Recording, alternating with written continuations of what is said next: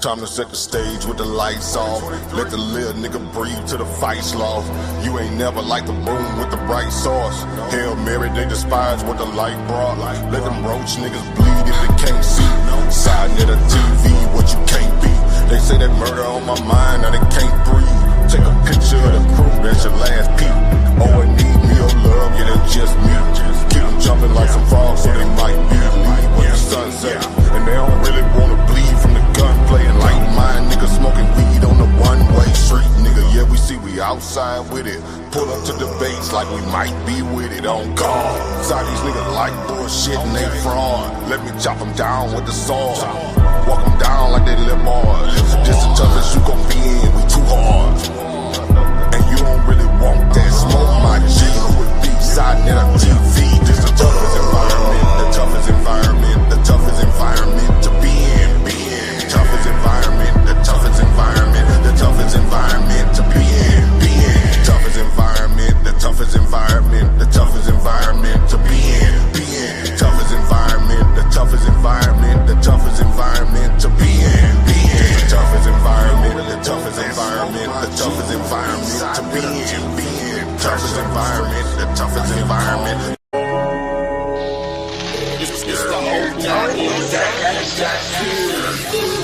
Yeah, that's what he did. And messed up, like. He saved from up there where y'all at. He saved from New York. Well, upstate. Upstate New York? Nah, we don't claim that. Oh, screaming at the top of your lungs don't make you that guy. Try to watch my style and replay it, don't make you fly. Don't take a break, cause the fake like the snake. When the big dog away, all they do is clout chase. When I enter the room, all they do is bout face. Put them lions on my back, then ball with the minister. Side put me on there, everybody wanna mimic you. Yeah, I thought I told you we the toughest here. We be on the scene, niggas screen our shit. We the toughest you done seen, we the big boy clique. If he really want smoke, I pull up with him. Toughest environment, smoke city. I can tell by your energy, you ain't really woke. He showed up to debate, but he choked. No money in his pocket, boy broke. Shit, the only thing he can teach is hope. Kill a spider, drown a fish, stomp a rose, do something. But don't come on sa.neter with the stunt. Everybody over here getting money. Touche hit me up, told me gon' run it. Guess I'm Carl Lewis. You looking dumb foolish. Nigga way upstate making soft music. Boy, this the toughest environment, show you how to do it. Mr. Toughest environment, show you how to do it. We be on the scene, niggas screen our shit. We the toughest you done seen, we the big boy clique. If he really want smoke, I pull up with him. Toughest environment, smoke city. I can tell by your energy, you ain't really woke. He showed up to debate, but he choked. No money in his pocket, boy broke. Shit, the only thing he can teach is hope. We be on the scene, niggas screen our shit. We the toughest you done seen, we the big boy clique. If he really want smoke, I pull up with him. Toughest environment, smoke city. I can tell by your energy, you ain't really woke. He showed up to debate, but he choked.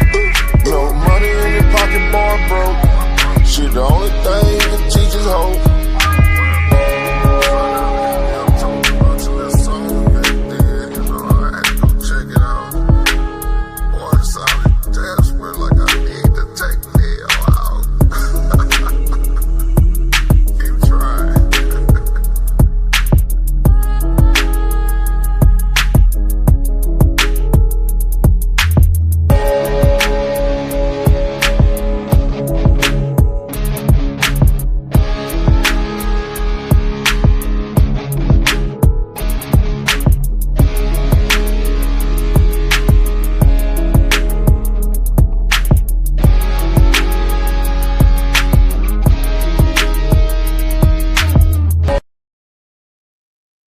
Yeah. Everybody, y'all already see what's going on, man. You already know what's up.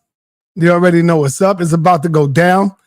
Right now, we all should be tired of seeing Captain Tazaryach always taking on the white boys, pastors.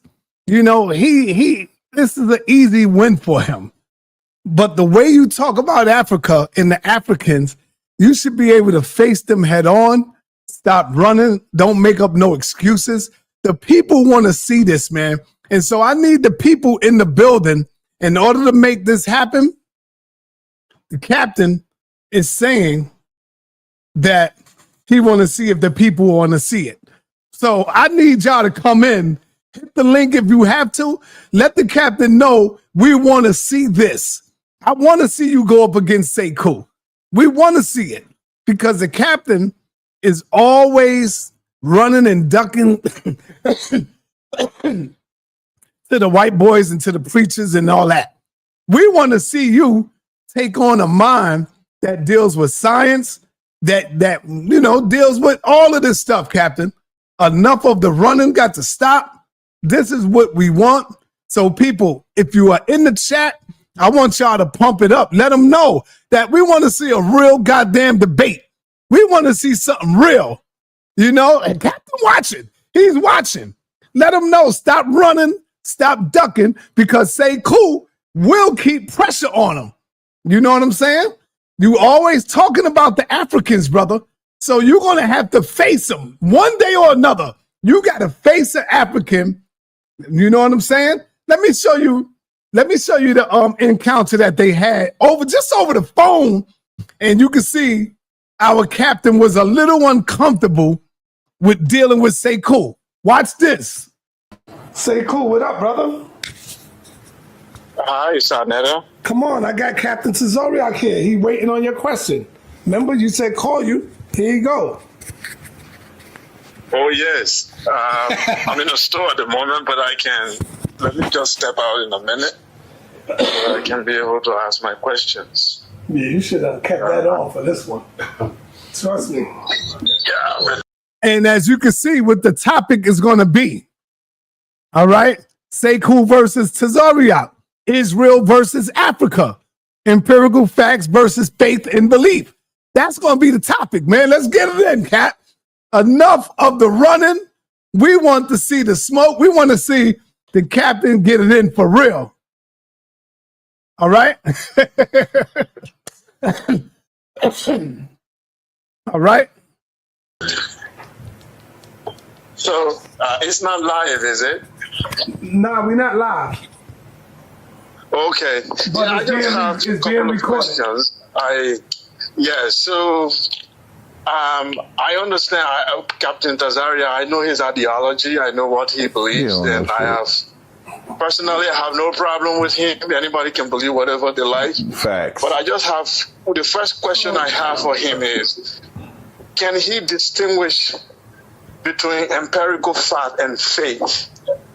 It's like my faith is different from empirical fact. Does he know the difference between empirical facts and faith and beliefs? What's empirical facts? That's what I'm asking you. Do you know the difference between empirical facts, beliefs, and faith? Yeah, that's all the same to me, unless it's math. Okay, it's all the same to you. Okay, that's where the problem, because empirical fact is different from. Give me an example of the empirical facts on that. Like an example is this: Muslims believe that Muhammad sat on a horse and went to heaven. And no, I'm asking you to give me empirical facts. Can I finish? You said you want to know the difference. So when Muslims say that Muhammad sat on a horse and went to heaven, and we say, can you demonstrate that to be facts? And there is no fact to show that a human being can sit on a horse and go to heaven. So do you see the difference between empirical fact? No, because you're not showing. I didn't ask you to show me that faith. That's why I cut you off. Listening is an art. I said, give me an example of empirical fact. I didn't ask you to give me an example of some Muslim on some donkey. So can you give me an example of empirical fact? Thank you. Okay, if I will give you another example. Empirical fact, water boils at 100 degrees or 60 degrees, and we can demonstrate that by boiling the actual water to show that water boils at this degree. Anybody can verify it. Okay, so I get that part. So now that wouldn't be belief, because that's just boiling. Let me finish. I'm finishing my sentence. Okay, I thought. Now didn't he pause? He just paused. Hold on. One second. Hey, one second. If you pause, and I asked sa.neter if you pause, Just say if you're still talking, because don't make it seem like I interrupted you when you say, let me finish. You paused, and so I thought you was done. So you can finish, go ahead. but no, you can finish, but don't make it seem like I was interrupting you. All right. An empirical fact is something that can be verified by a third party, whether the person believes it or not. If I said 1 + 1 is 2, I agree with that. Believe in math or not, I agree with that. 1 + 1 and make it 2. It's the same in China, it's the same in Africa, it's the same in Europe. Yeah. Something that anybody can verify without belief. Right, but I agree with that. Like when you talk about, that's why I said with math, even that science that you said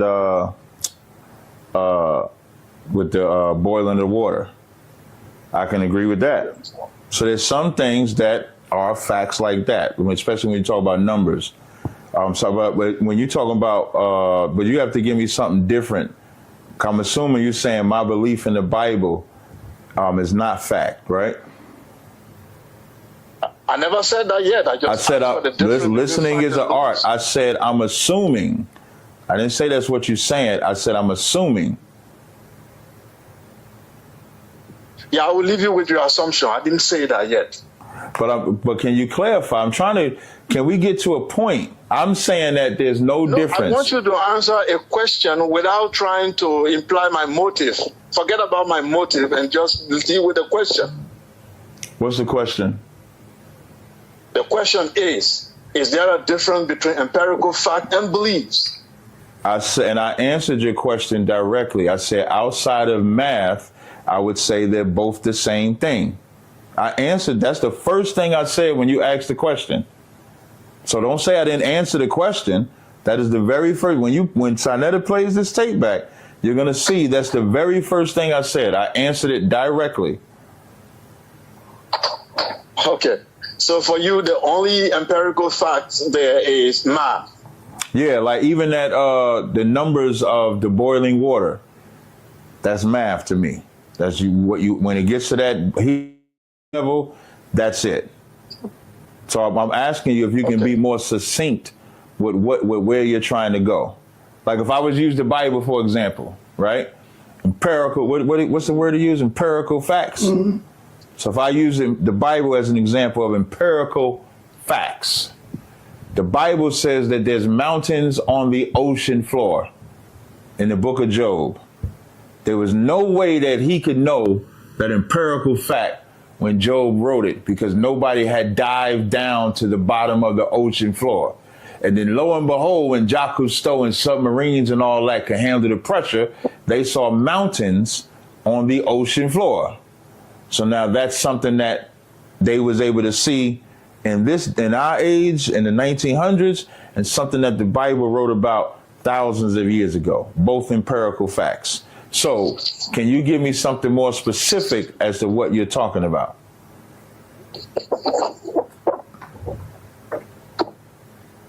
Did he hear me? Yeah, I can hear you. Okay, so can you? So I will proceed with my second question. Apparently, I just wanted people to know that you are saying that empirical fact is the same as belief, which is really not acceptable. This is what can I just read the definition because of people have different beliefs, but people do not argue empirical facts. Well, people do argue so this is what empirical fact means. A statement supported by direct observational evidence, meaning it is based on what can be perceived through the senses or measured through experiments and experience. These facts are verifiable and form the basis of scientific and other forms of research, like observing that two pencils are on a desk or analyzing data from a drug trial to see its effects. So empirical facts in the 1800s might not be the empirical facts in 2025 because the observation changed, but it would be a fact in 1800, right? No, that's not what it is. So I just read it. Fact is what is observed to be true. What you are saying there is that when the evidence change. So that's not what I said. But I wanted to establish that and move to my second question, because this will help us understand the second question or the third one. So my second question is that I heard, so I've seen some of your video where you've actually said that Black Americans or Hebrew Israelites are more closer to Japanese and white people than Africans. Right. And they are the more closest to you according to your Bible story. So I'm asking you, if I don't believe in Bible and I believe in empirical fact, how do I measure that? Is it biologically, DNA, or historically? How do I measure that you are closer to the Caucasian? Excellent question. Excellent question. Some of y'all probably be like, man, I don't know. No, that was an excellent question right there. And if y'all want to see this Sekou versus Captain Tazaryach, please, man, let's make this happen, man. The only way Captain is going to debate him, he want to see if the people would like to see it. You know, he want to see that. But I'm tired of seeing him beating up on these goddamn pastors and Christians. Because, see, that's easy for him. He need somebody that's not Bible versus Bible. When you dealing with the pastors and the Christians, that's just Bible versus Bible. Now you got to come outside that Bible and deal with Africa. If you talk that talk against Africans, you should be able to walk that walk and face them head on. We don't want Captain running from an African. Let's see if he can stand his own and hold his own going up against an African brother like Sekou. We know Sekou is, knowledgeable. We know Sekou know the science of chemistry. He know the history of religion. So let's not let Captain run from this, y'all.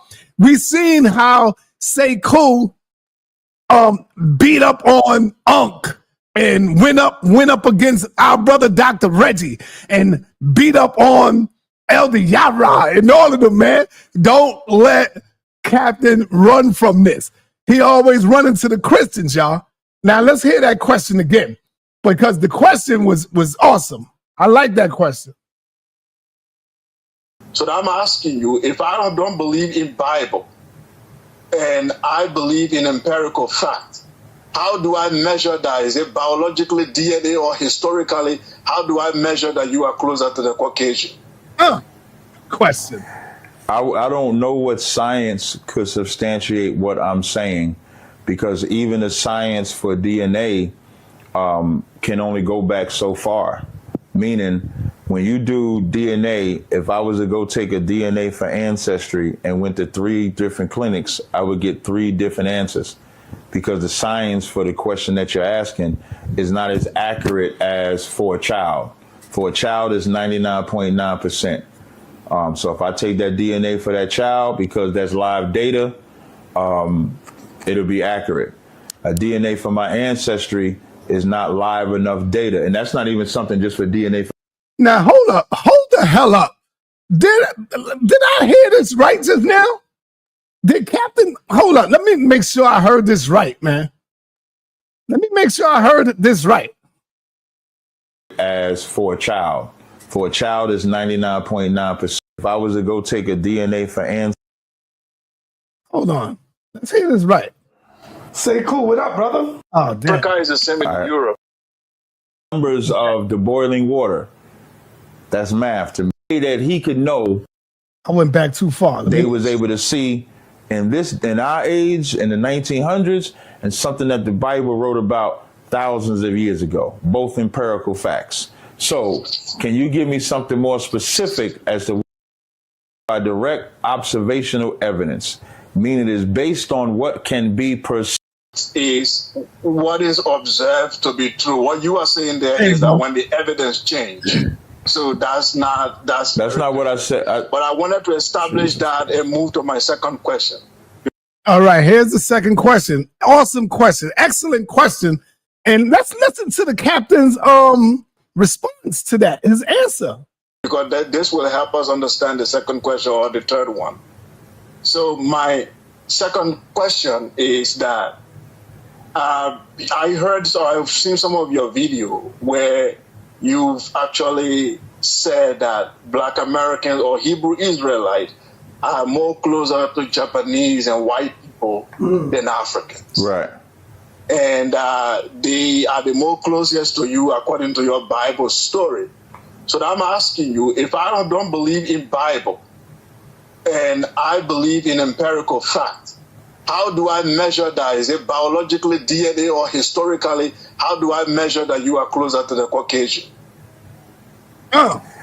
I don't know what science could substantiate what I'm saying, because even the science for DNA can only go back so far. Meaning, when you do DNA, if I was to go take a DNA for Ancestry and went to 3 different clinics, I would get 3 different answers, because the science for the question that you're asking is not as accurate as for a child. For a child, it's 99.9%. So if I take that DNA for that child, because that's live data, it'll be accurate. A DNA for my Ancestry is not live enough data. And that's not even something just for DNA for Ancestry. When they do carbon dating, it's the same thing. They carbon date based on assumption, based on what they assume the levels of carbon would be 5,000 years ago. They don't base it on tropical changes, climate changes. They don't base it on none of that. So that's not empirical data on your side. If you said it wasn't empirical data on my side, I wouldn't argue. But both answers would still be belief. So I believe, based on Ham, Shem, and Japheth, that the Shemitic tribes are closer related than the Hamitic tribes and the Japhetic tribes. That's why I make that statement. Wow. Listen, I don't know what they would be debating if they was to get in the ring. It's up to y'all. You know, they would come up with a nice topic. And one thing I don't want nobody to sleep on, my brother, because, you know, some people be hating. But to me, Captain is the most formidable debater in the Israelite men, on the Israelite men. To me, Nepal is the best Israelite debater to me. She'll bust any man ass and the sister's ass as well. But I'm talking about when it comes to Captain. Yo, I'm live. What's up, brother? Look, man, just saying where Inky hiding at, man. You know, he hiding, he's stuck on his head. Been beating him up for the last couple days. Inky's in my chat right now, brother. He ain't hiding. Inky, yo, hey, listen. I just hope you don't sleep on this brother, man. That's all. Man, listen. You know, I know you're the giant when it comes to this information, but if you sleep on Inky, I'm telling you, bro. Okay, so let me ask you this, yo. Does concrete work? Does human beings drive over concrete bridges? Yes. Concrete work. Yes. Okay, then. Okay, so ain't nobody gonna come and debate concrete don't work. It don't hold up bridges. Now what then? Yeah. Yeah, that's science. Yeah, okay. Yeah, nobody would argue that. So nobody in their right mind would come and argue about evolution, which has byproducts. I tell you what, you want to go live later on? You want to go live and go in and pump it up? Yeah, you know. Okay, I'll tell you what. Right now. Okay, yeah, like 6 o'clock. You good for 6? Yeah, I'm good for 6. Okay, bet. We pump it up at 6, man. But don't sleep on Inky, man. I'm telling you, man. This could be until the day of. This could be an upset. I'm telling you. I'm gonna say this again. I'm not studying you the day of. All right, because if Inky take you down, that means he's taking down all of you. Reggie, Jabari. Yes. Don't put Reggie, Jabari, none of them in my category. Don't you dare do it. Yeah. Don't you do it. Okay. Yeah, don't do it. Okay, yeah, brother. Don't do that. All right. I just don't want you sleeping on this, man. Hey, but what I say I was going to do? You're going to study the day of the debate. Day of. There you have it. There okay. You go. Got you, brother. There we go. Got you. All right, peace. Man. Listen, family. I'm going to tell y'all right now. I'm going to get back to the captain. But I'm going to tell y'all right now, this debate right here is going down. This is going to be one of the best debates in a while. If y'all don't got y'all tickets for this, it's going straight in the vault. I'm not playing it until maybe another 3 or 4 years. Y'all see how I do. I bring up all the classics after this. Y'all better go get your tickets, man. This debate going to be fire. Now look at who's calling in next. Oh, man. Come on, man. Yo, brother, we'll be live at 6 o'clock. Stop, man. Listen, your man Unc is faking jacks over there. Listen, Unc know what he spent the whole day doing. You hear me, Sa? Yeah. Unc spent the whole day studying my channel. Oh man. Unc done spent the whole day studying my channel, where I was over there beating the brakes off of Unc and all his cronies, Jabari and everybody else, with the science. I'm talking about surgical forensics. Surgical forensics. I don't know who I'm rolling with on this debate, but I'm gonna tell you right now. Listen to me. If you take down Unc is the head of all of them when it comes to this evolution. You taking down Jabari, you taking down Reggie. None of these dudes can say nothing. You taking down the whole pseudo squad, Cedric. You taking down all these cats, brother. If you can beat Unc, you beating all of them. Listen, yep. I did a 4-hour master class today, and I'm sure Unc and his cronies, students, compadres, whatever, they was up in there watching, trying to figure out, okay, we're gonna study up for this. So this is why he called you up, so he could go, yeah, and let's let everybody know I'm not studying till the day of. Like, no, brother, we know you were studying today. Knock it off. Stop. We know you were studying today, so just cut it out, Unc. It's a wrap. Nothing that I put on the screen today could possibly be debunked. Your arm's too short to box with God. It's over. All right, brother. 6. Yo, what do you think? What do you think about Tazaryach and Sekou, bro? Well, I think that the first question Sekou asked backfired on him. No, it wasn't. You didn't. I seen you. No, it wasn't. That was a good question. And Tazaryach didn't even. I don't think Tazaryach knew what empirical was or what it meant. He said it's the same to him. He said empirical facts and versus belief and faith is the same thing, and it's not, brother. His answer was this. His exact answer was math. Right. Is the only thing that has empirical facts, and everything else is belief. He is correct. No, he's not, man. What are you talking about? Stop. Any scientist would tell you that science is based on consensus. This is why you compile data, you do your experiments, you're dealing with consensus. Math is the only exact science. Math is the only exact science. Everything else is based on consensus. So is he exaggerating to conflate belief with empirical facts? A little bit, but he's right when he says math is the only thing that has proof, real proof, exacts. You know what I'm saying? Now, the second question, I think Sekou asked him a question that Sekou wasn't strong enough to hold down, because he could have trapped Tazaryach with that one, but he let Tazaryach dance on out of there by saying the DNA test is not right and exact. What Sekou should have followed up, he should have followed up with it's way more things to add in to test genetics than just a DNA test. There's way more things. But all right, let me go, because I got to get back to this right here. I'll see you at 6 o'clock. All right, so yo, let's make this happen, y'all. Put it in there that y'all would love to see this. Unc is terrible. A waste of Inky's time. No, he's not. Come on now. Stop that. Autumn, stop that, man. He ain't no waste of no time. You might be a waste of time. That's why your ass is never nowhere. You just in the chat. Stop trying to say something like waste of somebody's time. Let me see you get your monkey ass up in here and you come be the waste of somebody's time with your shit. I don't see you nowhere. Cut it out. Unc will tear your ass up, man. All right? So stop it. Autumn, cut it out. Let's go.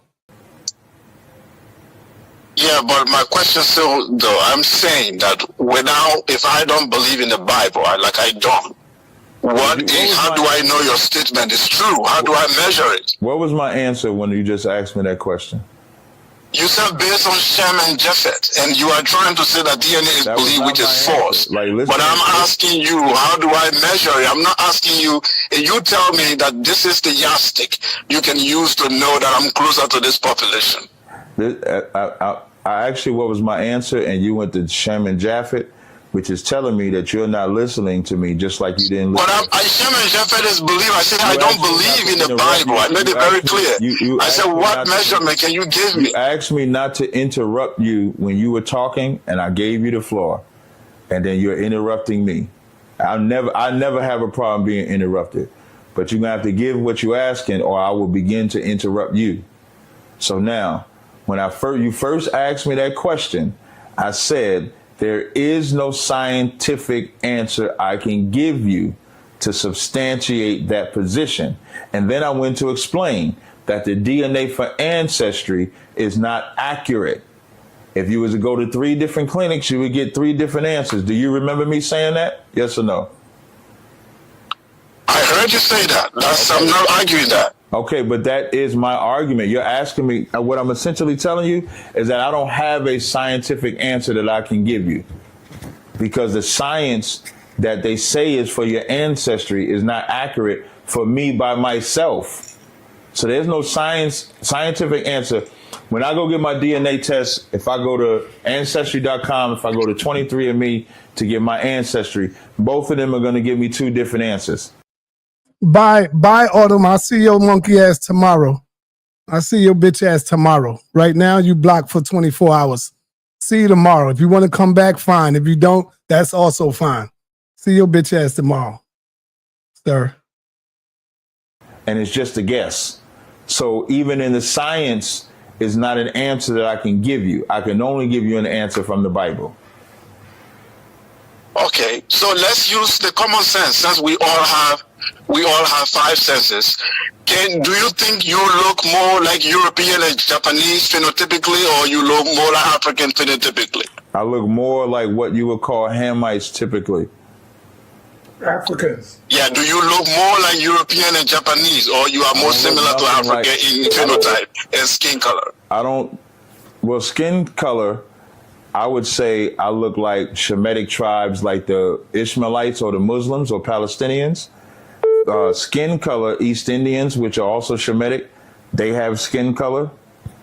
So I don't know if I would use melanin as the reason, because Africans aren't the only ones with melanin.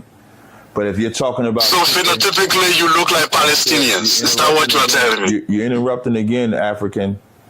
sa.neter, I hope you are recording this. African, you're interrupting again, man. Like, see, like I don't interrupt you when you talk. Can you control yourself?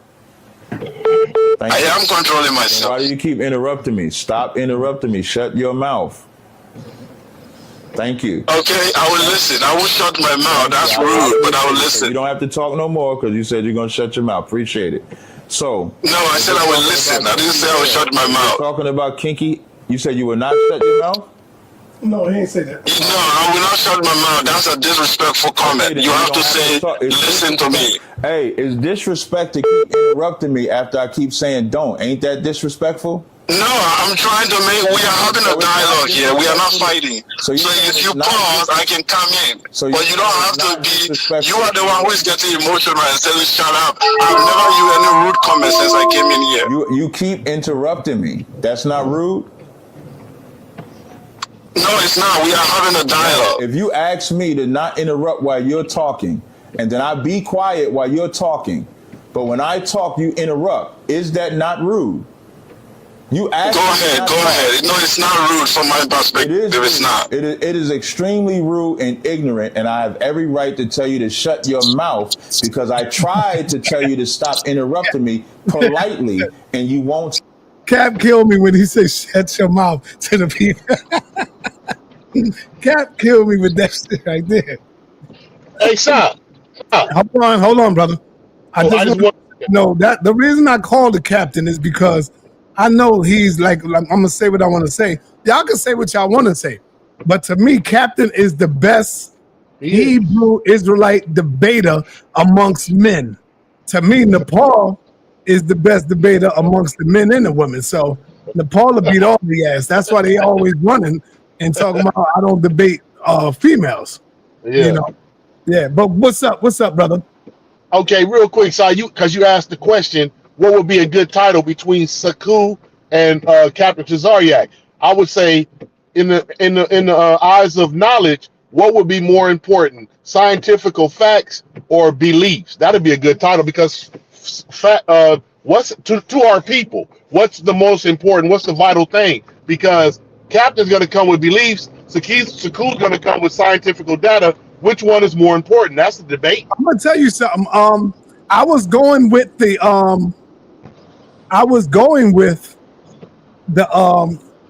scientific data, but Yeah. then as I'm starting to listen to Inky and a few other people, I'm really starting to, because you learn. I'm starting to feel that you need both of them are important. Yes. Both of them. In order, would you? Before you get into the science, you got to first have a thought and a belief first. You got to believe that this is what it is. And so when you believe, I think Nepal said that, and then Inky said that as well. And they are right. So you need, both of them are very important. Asar 7 said that. Yeah, both of them are important. Yeah, Asar 7 too. Yeah, so then if they're both important, is there a pecking order and which ones come first, the belief or the fact? I think it could be the belief. Okay, yeah. You gotta first have a belief that if I was to peel this back, this is gonna be under there. You know? Okay. No, this is gonna be under there and we'll be able to connect it. So the belief come first and then the facts after that. Once you see it, then the facts. So damn, how do we get a good title? Because that's a good debate, Si. You got two sharp knives right there. I want to see them start cutting. Yeah, I know. Yeah. I gotta let me get off the line, think of a debate, and I'll put it in the chat. All right, Jamie, what up, man? What's happening? Hey, good to see you. I haven't really been able to follow you as much as I used to because I've been working a lot, but this was an interesting conversation, and I just wanted to weigh in on a few things I think might be interesting. Go ahead, talk to me. Well, fortunately, I'm working from home today, so I happened to catch your live stream. And one of the things that I think would benefit. I mean, you gotta go on mute. Am I on mute? No. Yeah, no, not you. Go ahead. One of the things I think is beneficial is whenever anyone talks about something, to come up with a topographical definition. In other words, people sometimes talk past each other because they're using the same term, but they both have different definitions for it. Mm-hmm. And if you can come up with a good topographical definition, what you can do is not only is everyone on the same page, but then you can measure the phenomenon that you're talking about. So, and then if you can measure it, you can also determine if it's falsifiable. So I'll give you an example. Like if someone says, God loves everyone. Okay, well, what does it mean for God to love everyone? How would we measure that? And if we can come up with a definition, is there a way to prove that it's not wrong? And this is sort of the challenge I see for what it's worth. Whenever we sort of step into these conversations that have to do with religion or any sort of spirituality, people dance between literal language and metaphorical language, and it's hard to pin down what's metaphorical and what's real. And then if you can't do that, man, it's just a ball of confusion. So that was sort of the first thing I was thinking of, and I wanted to see what you guys thought of that. All right. Inside Out, what's up, man? What's up? Peace, fam. You heard what Jamie was saying? Yeah, I agree with him because sometimes people just measure things differently. They try to get to the same conclusion, but they measure it different, and that can kind of throw everything off. But what I wanted to say was when Captain said, and you made a point, so when Captain was trying to answer that question that Sekou had about the Japan being related to Japanese and Caucasians as an Israelite, Captain is 100% wrong because even the books say that Ham, Shem, and Japheth, they had the same mother, the same father. So that means that they are related to the Hamites, the Shemites and the Hamites. I mean, Shem and Ham are brothers. So I don't know how any Israelite or any person in their right mind would say that Hamites and Shemites are not related. I don't know how Israelites come up with that. That don't make no sense at all. Y'all follow what I'm saying? That don't make no sense. No, very easy. Very easy. Just like Shem and Ham are related, Japheth is related. And Japheth is the Asian. Japheth is the European. That don't make no sense. Esau is related as well, and Esau is a European today. That's what he has become. So why is the argument made? Hold on, Apostle. So why is the argument being made that Shemites and Japanese and Caucasians are more, keyword is more related than an Israelite, which is a Shemite, and a Hamite? Okay, he didn't say more related. He said close. He said they are closer. Sorry, am I right or wrong, sir? Yeah, you're right. That's what he said. He said we are closer. Same. We are closer to Esau. We are closer to Esau. We share a DNA with Esau, even though Esau is a European. But it's the same, Apostle. All right, Apostle. If me, you, and sa.neter had the same mother and father, me, you, and Sa had the same mother and father, I don't care how many kids Sa have, I have, or you have. Right. All of us are family. You can't get around that. That includes the Japanese also, because of Japheth. So we're all the same. We're all the same, but he's just talking about. I got you. I'm cool with that. I'm cool with that. So why are Israelites always talking about the stinky, filthy African, and we're not related to him, and this, that, and the why are they always saying that? Say African. We don't say African. Well, Hamite. Shemites are African too. All right, cool. That right there proves to you that the Bible is trash. You need to get up. Hold up, Apostle. Hold on, Apostle. Apostle, hold on. That right there proves to you that the Bible, in the translation I'm talking about, Apostle, I'm talking about the translation now, all right? Because we don't have the original text. So I'm talking about the King James stuff. It shows you and it proves that it's garbage, that it's trash, and it's confusion to our people. And this is why all of y'all can't get along, even though y'all all read the same goddamn Bible. Why do you think Hebrews don't get along with Hebrews? Hebrews are confusing with Hebrews. GMS, ISUBK, IUIC, all of y'all are confusing. If I was to read a scripture to all of y'all, y'all would all come up with something totally different. Your own understanding. You will only come up with your own understanding, even though the scripture says lean not on your own understanding, but y'all will lean on your own understanding. Not necessarily, Si. Not necessarily. My point is that was for Paul, Peter, and all of them. It was the same. The point is, Florida done. Listen to what the Yeah, Florida done. No, I'd never said I was an Indian now. I said I have Indian in my family. So that's what I said. I have Indian in my family. I'm not an Indian. I'm mixed. I got that in my blood. That's what I'm saying. It's the arts of listening, man. And hating is also a disease, man. All right. Yeah, and this is an art to listening to. The Bible says that we know in part. No one has the absolute truth, not even IUSPK. The Bible says when Christ returns, then we would know the truth as the truth is known. And that's never going to happen. But until then, yeah, we're going to have it until he returns. Ain't no Christ returning nothing, man. Well, that's what you say. Yeah, yes. Jamie, you want to say something, Jamie? Yeah, I appreciate what the apostle said, because I think it's sort of, the more I'm watching this and the more I'm thinking about it, the conversation should not be where is anyone from and how is anyone related. It should be everybody needs to get on the same page and figure out how do we determine it.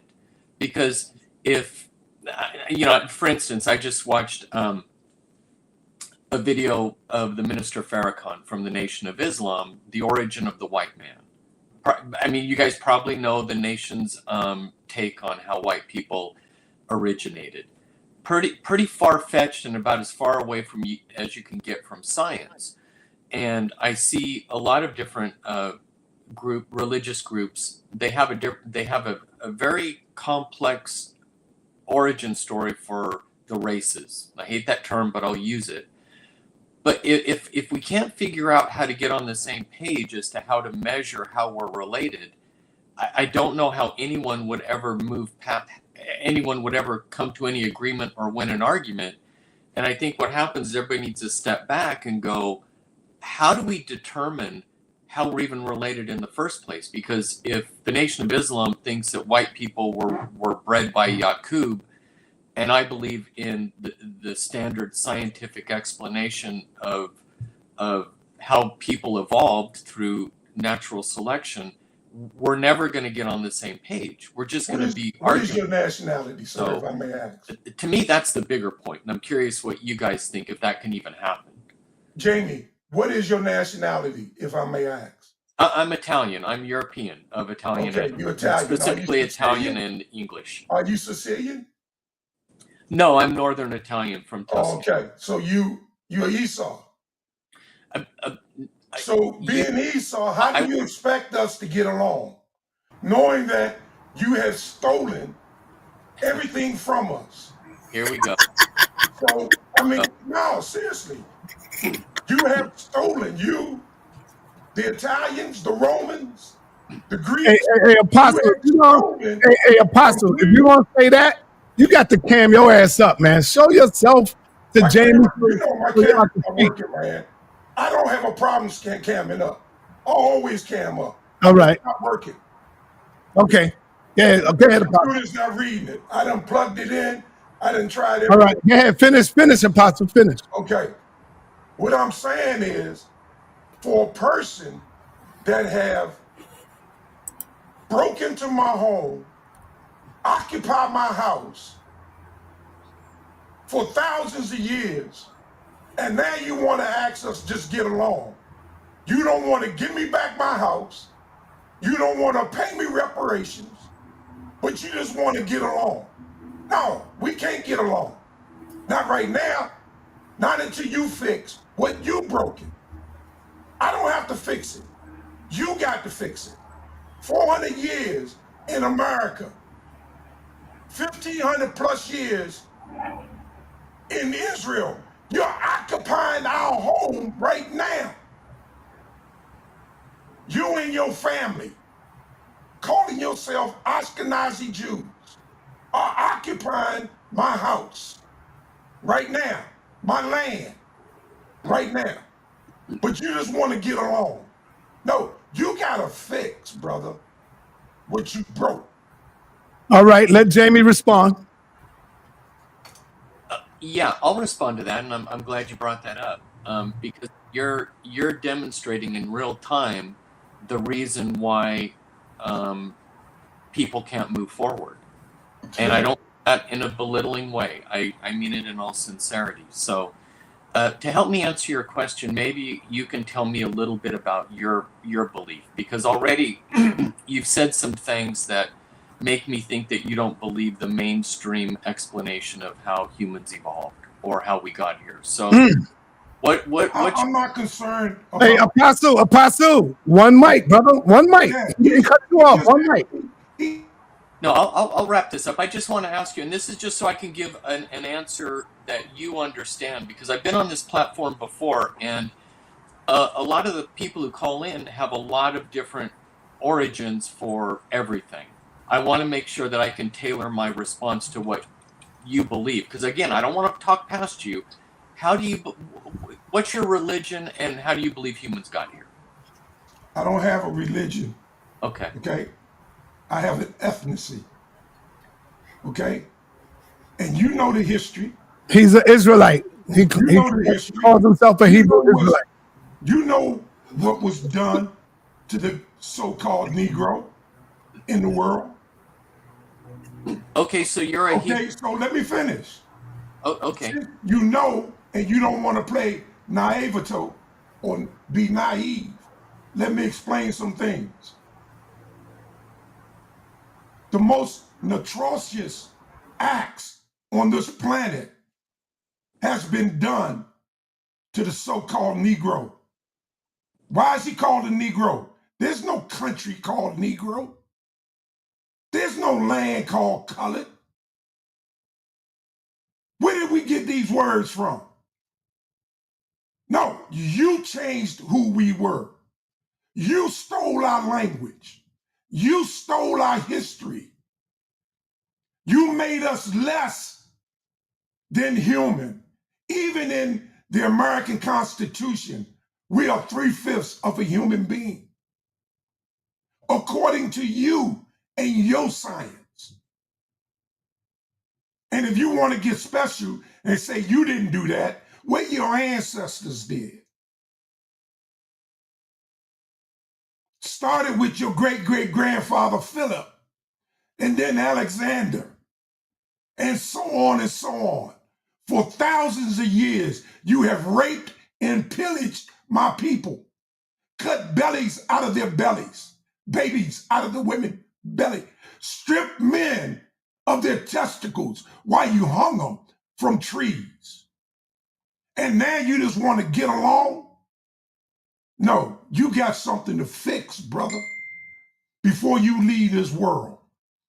Or if you don't fix it, you're going to be judged by the things your family done to the third and fourth generation, says the Bible.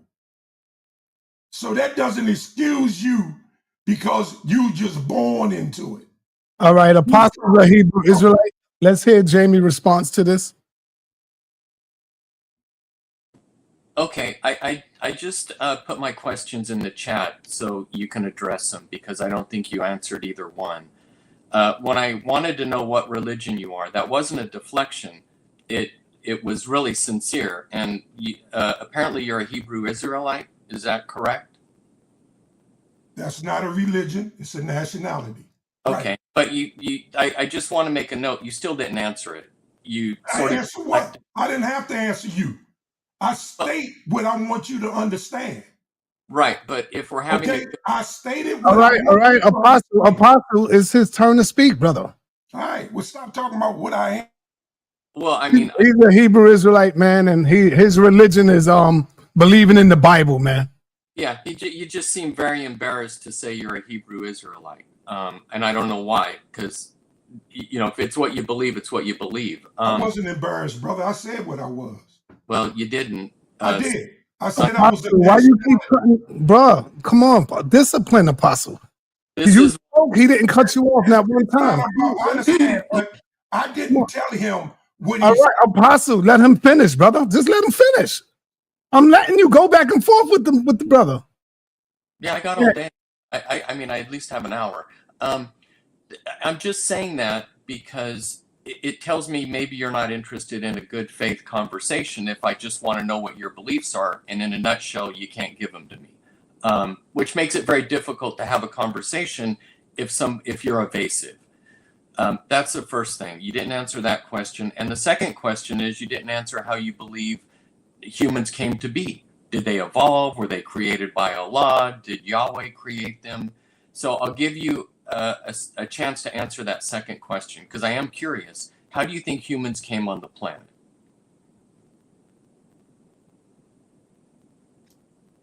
Once again, sir, I'm not interested in wasteful conversation. Wow, come on, Apostle, man, you got what? I'm not. Cut it out. You believe in the Bible. You yourself to be Apostle. Stop. Be quiet. I do not believe in evolution. That does not. He asked you, how do you feel? How do you believe that people came to be? You ain't got to believe in evolution. The only thing I want to know from him, how you feel, or what you believe that how humans came to be. That's what he asked you. You ain't got to believe in evolution. What's your theory? What's your theory? What you believe in, brother? What I want to know from him.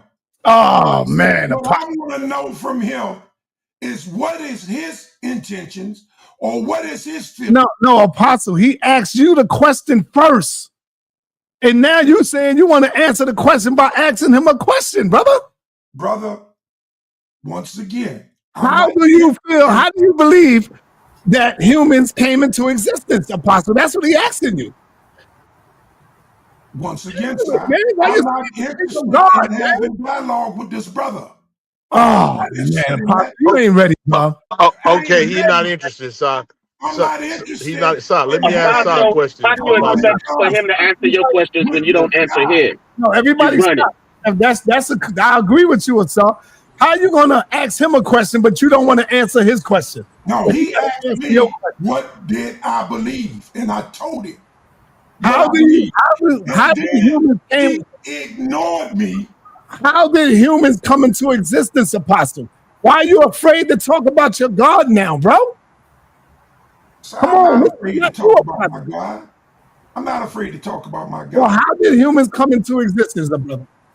Let them know. The Most High created them. Talk about how. Go give up some details. The Most High created them. Period. Okay, the Most High created them. That's his answer. Okay, did in a Garden of Eden through evolution? How? See, he's playing games. No, he's not. No one was created in the Garden of Eden, sir. So explain it then. He was put in the Garden of Eden after he was created. Okay. After he was created, a garden was prepared for him, and he was put there. Okay, I want to just... Don't play... Listen, sir, I don't have time. What I want to know... I'm scared, man. You scared, Apostle. Stop interrupting. He wants to know how we going to move forward. I'm telling him how we going to move forward. When he fixed what he broke. I thought the Most High was going to come and do it. I thought the Most High was going to do it. Broke. When he make effort and fix. Because if he don't do it in this life, he's going to do it in the next. But I thought you said Jesus was coming to do it. I thought you said the Most High was coming to fix it. He is. All right, so why are you counting on David to fix it? It's coming to fix the Most High is going to do it. Why don't you shut up, son? Oh man, come on, man. I'm having a real conversation, bro. Why don't you stop and shut up? Stay out of the conversation. Can I ask Jamie a question next, sir? Go ahead. Real quick. Bro. After you, I want to ask a question. Go ahead. Yeah. So Jamie, real quick, because I love how you said something about a genuine conversation, because that's what I like too, brother. So my question to you: would you consider that the theory of evolution could also be a belief itself? Yes, I do. Okay. Okay. I like you already, brother. Yeah, I want to say I answered the two questions I asked the apostle. I put it in the chat. I said, I'm an atheist and I believe in evolution. That's fine. I don't give a shit what you believe in. Calm down. Apostle, stop, man. I don't give a shit. Apostle, stop, man. You acting like a child right now, brother. Please, brother. I'm asking you, stop, brother. If you don't care, you ain't got to respond to none of it. Just relax. Yeah. If you don't want to talk to him because you're afraid of European people, then fall back. If you're scared to have a dialogue, with somebody else because he's a different nationality than you, then step back, brother. We're not scared here, man. Brother. If you think that the European man is the boogeyman, then you don't belong up here. Go hide under your bed. Go somewhere if you're scared to have a conversation. Because it sounds like you're scared to have a dialogue, brother. Go ahead and finish, Keon.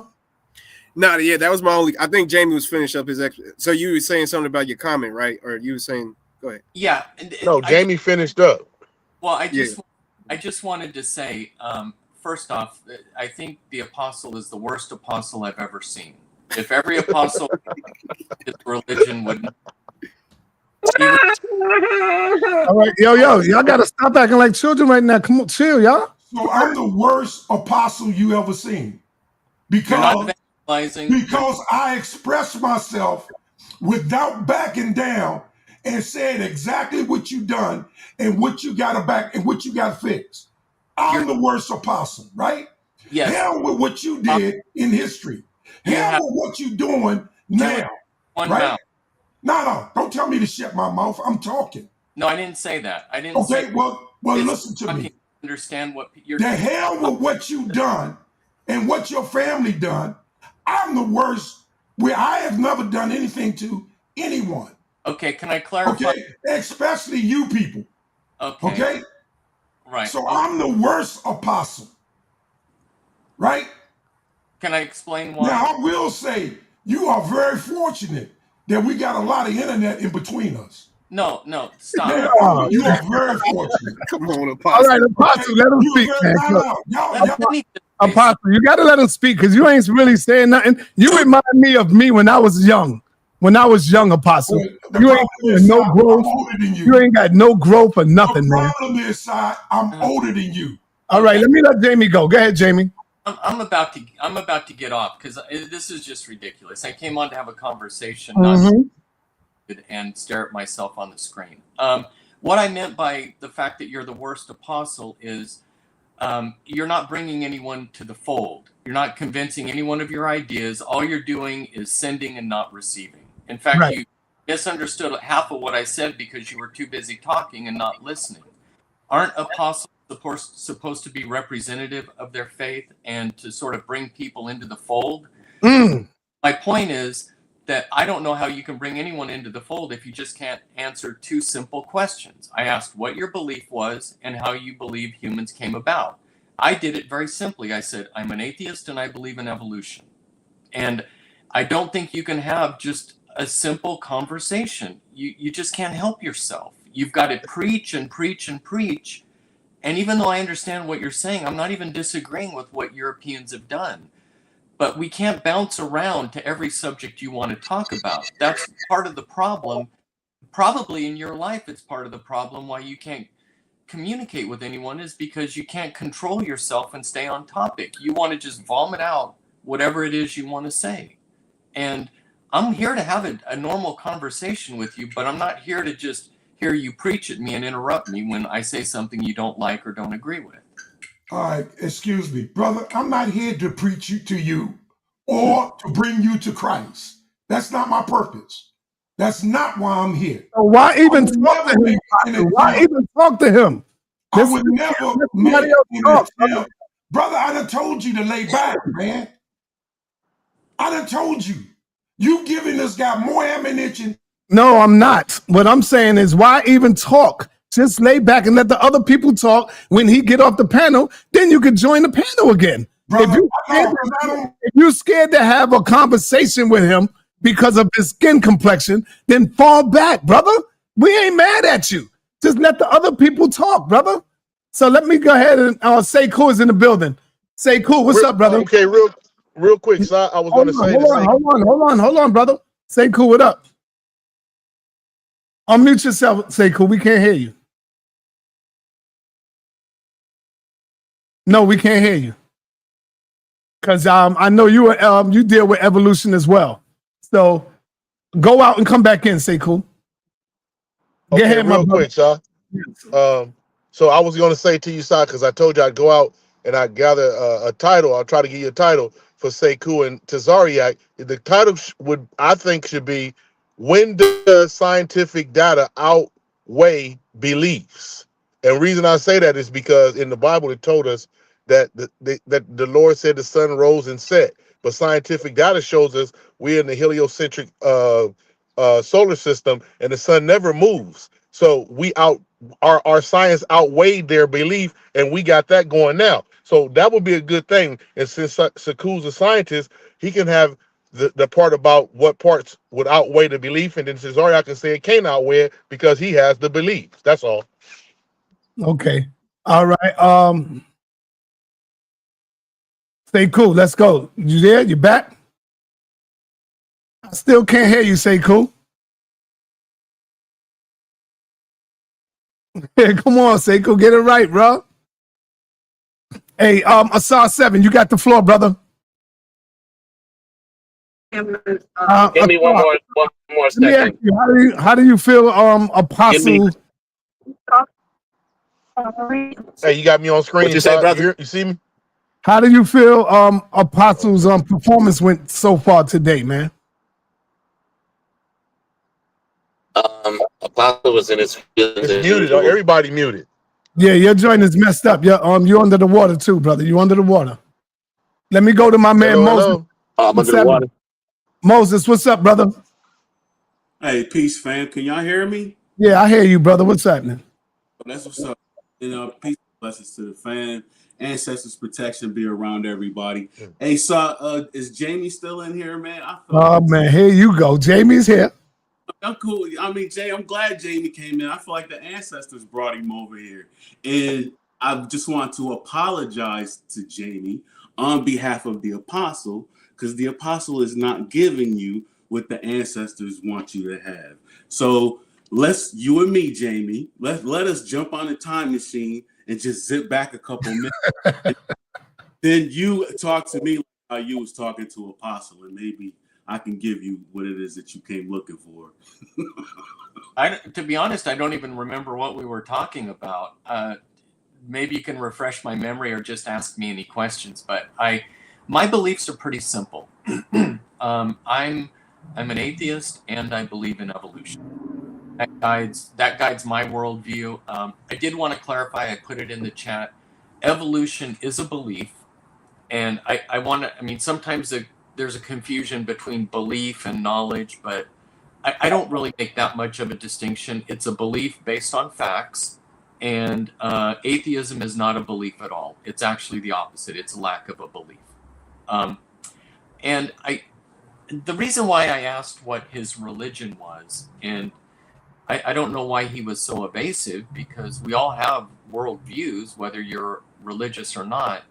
It's because I'm interested in sa.neter's platform, and I used to watch it a lot more. I've been busy, and I don't watch it as much anymore. But there's a lot of different beliefs regarding the origin of people. In fact, I had a conversation with someone, and he was saying things I just couldn't figure out. And it was a very confusing conversation for me. And then when I watched Minister Farrakhan's speech on the origin of the white man, I started to realize that a lot of his language reflected that belief. So I'm trying to point to him using facts as we understand it. But of course, they were just bouncing off because he had a completely different worldview about how the white man originated. So I wasn't trying to get anyone in a gotcha. I just wanted to make sure that if I spoke, that the apostle, I could sort of make it to where the apostle would know where I'm coming from, and I wouldn't say anything that went sideways. So no gotcha, nothing nefarious. I just really wanted to know what he believed so I could talk to it. Right. Okay, I got you. All right, so I was wanting you to, have the same conversation with me, because a lot of people on this platform, their understanding of the Bible is a lot different from my understanding. I clash with almost everybody on this platform. So one question you asked Apostle was, what was his belief? The correct response that Apostle was supposed to give you was, well, he was supposed to ask you this question. Would you agree that law and order could be considered a religion? No, I would not. Short answer is because there's no supernatural element to it. All right, okay, I understand you on that. Now, the reason why I asked you, or the reason why I'm saying that Apostle should have hit you with that question, do you believe that law and order could be a form of religion? The actual answer, sir, is yes. And the reason why I say the answer is yes is because the Bible shows you a geographical location of where it's taking place. And we all know that the first so-called civilizations started in this Northeast African territory. So like I'm always saying to the family on the platform, you cannot have a civil nation, or you cannot have a civilization without laws, statutes, and commandments. And according to the Bible, it is God, or according to these religious people, it's the invisible man that created these laws, statutes, and commandments. But God is an English word. According to the language over there, according to the biblical people, the word is Elohim, and it's a council of judges and magistrates. That's what you need when you are in the first civilization, and you want the citizens. You want the citizens to live in peace in harmony or in heaven, you got to pass laws, statutes, and commandments to make sure that nobody's conducting themselves like barbarians. So now to the question of evolution. The Bible does talk about Adam and Eve, but these religious people understanding of Adam and Eve is out of context because they don't study the language of these biblical people. But what I will tell you, or let me ask you this, since you believe in evolution, are you aware of what is called panspermia? Yeah, panspermia is the belief, if I'm not mistaken, that life could have originated from an asteroid that landed on the Earth. Is that? That's the simple form of it. Now the next question I would ask you is, why would you think that is a belief, that life? Why is that a belief? Well, I'll answer that. But what I would like to do also, and I'm sort of going back to my original argument, is defining terms. And I don't know that laws and statutes are a religion.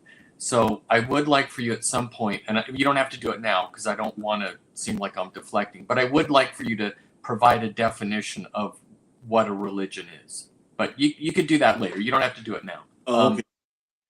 So you're essentially asking me, why do I believe in evolution? Mm-hmm. I believe in evolution because of the fossil record, because of genetic evidence. I also believe in what we see around us with artificial selection and the way animals have adapted to their environment over the millions of years. And I also think there's things like convergent evolution, and even our anatomy speaks to our evolution, the fact that we have shared anatomy.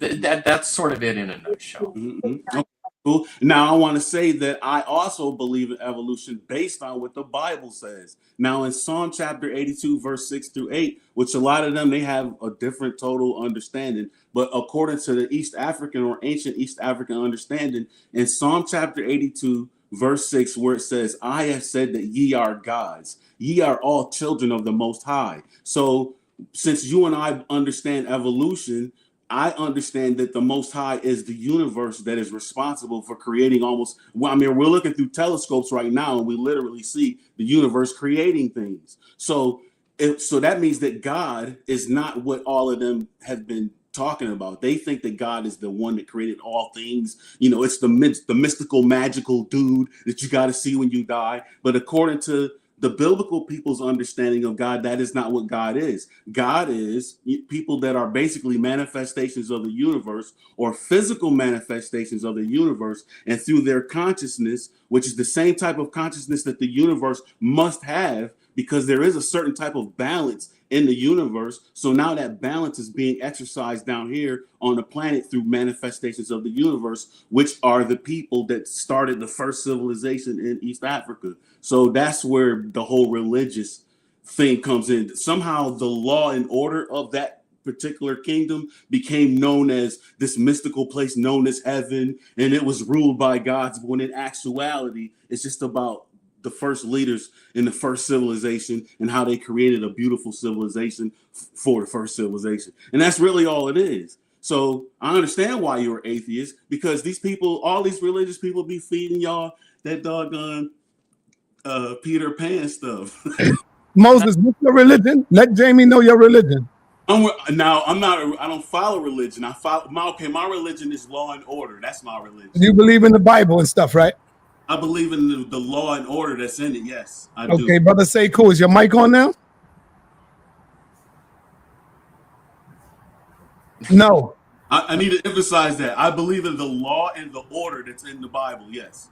Well, I want to ask you one question. You quoted Psalms 82, and I'm very familiar with that because even though I'm an atheist now, I was raised super religious, and that the psalmist Asaph wrote that.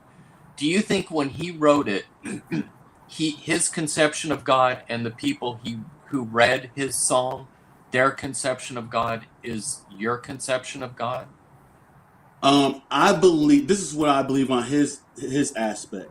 Okay, so I got to back up on the whole panspermia thing. So I believe that the black woman was the first God, or the council of black women in this first civilization, that they were God.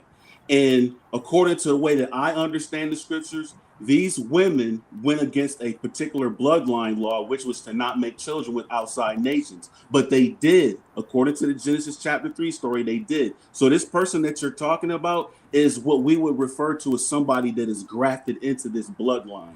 That person that you're talking about is somebody I see as one that's grafted into the bloodline. So all of the laws, statutes, commandments that I follow, they have to follow also. So yeah, I think that they might still be coming from the same aspect that I'm coming from.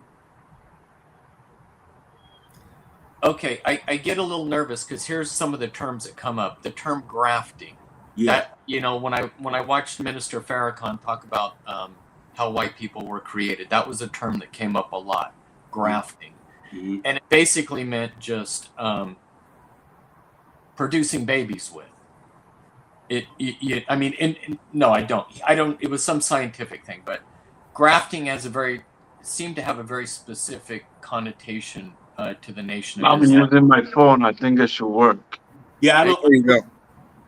I don't agree with their version of grafting. Grafting to me is when you have an African man or an African woman that makes a child with somebody that is non-African. That child now becomes a part of the African family. You see? Okay. Yeah. Okay. So the only thing I'm going to say, and I mean, we got a bunch of people on Can you hear me, sir? Yeah, we can hear you, Sekou. Okay. I'll let other people talk, but the only thing I want to say is clearly you have a very fleshed out worldview. You've thought about this, and you have sort of a cohesion among the things you're saying. But the only thing I wonder about is because if you look at Psalm 83, Asaph was not when he talked about God, he wasn't talking about and people who I they thought anything other than Yahweh. And the gods were the council at the time that he talked to, sort of the privileged people. That's the way I understand it. And of course, Jesus quoted him later in the Gospels when he was accused of being God. He quoted Psalm 83 and said, well, didn't you read? He said, you are gods. So your version of God seems to be at odds with the scriptures, and the story you have, I mean, it could be, I'm not saying it's wrong, but what I'm saying is, again, we don't want to be dogmatic. We don't want to run past the evidence. We only want to go as far as the evidence goes. So I'm wondering, what evidence do you have for these claims other than sort of you coming up with a hypothesis? Okay, so before I give you evidence, I have to reiterate what God means to biblical people, because your understanding of God is not according to the people that's in the Bible. Let's start with this. God is an English word. G-O-D, those are English letters, okay? The Bible tells you that it's taking place in a geographical, which is basically in between Africa and the Middle East, which is what we would refer to as Sumeria, Mesopotamia, over into the Egyptian territory, all of that up in there, right? All right, so God to them, like I said, that word is Elohim. And in that definition, for them, a God is a judge, and it also means magistrates. What judges and magistrates are to religious people, that's God and the angels. But according to the biblical people, according to their language, God is the judges and the magistrates. And those are the people that you need to maintain law and order in your kingdom. So my understanding of God is different from yours. So how can I provide you any type of evidence when I'm explaining to you that my understanding of God is totally different? Well, you talked about a council of black women that grafted on or went outside and had relations with people outside of their people, I guess the nation. That would be a place. Where's evidence for that? Okay, so the situation with Cleopatra and the Caesar of Rome, that was not the first time an African woman of leadership had a relationship with someone from the kingdom of Rome. There was a situation even with Greece. Every kingdom that Africa has come in contact with, you can't make any of us believe that those women were not making children with any of those foreign men. When the Indians came in, when the Asians came in, when they made contact with the Caucasians, you're not going to make me believe that no woman of stature in Africa did not make any children with an outside. Right, but that's not right now, it was a a council of black women. Where's that council found at? Let's start at the very basic. Okay.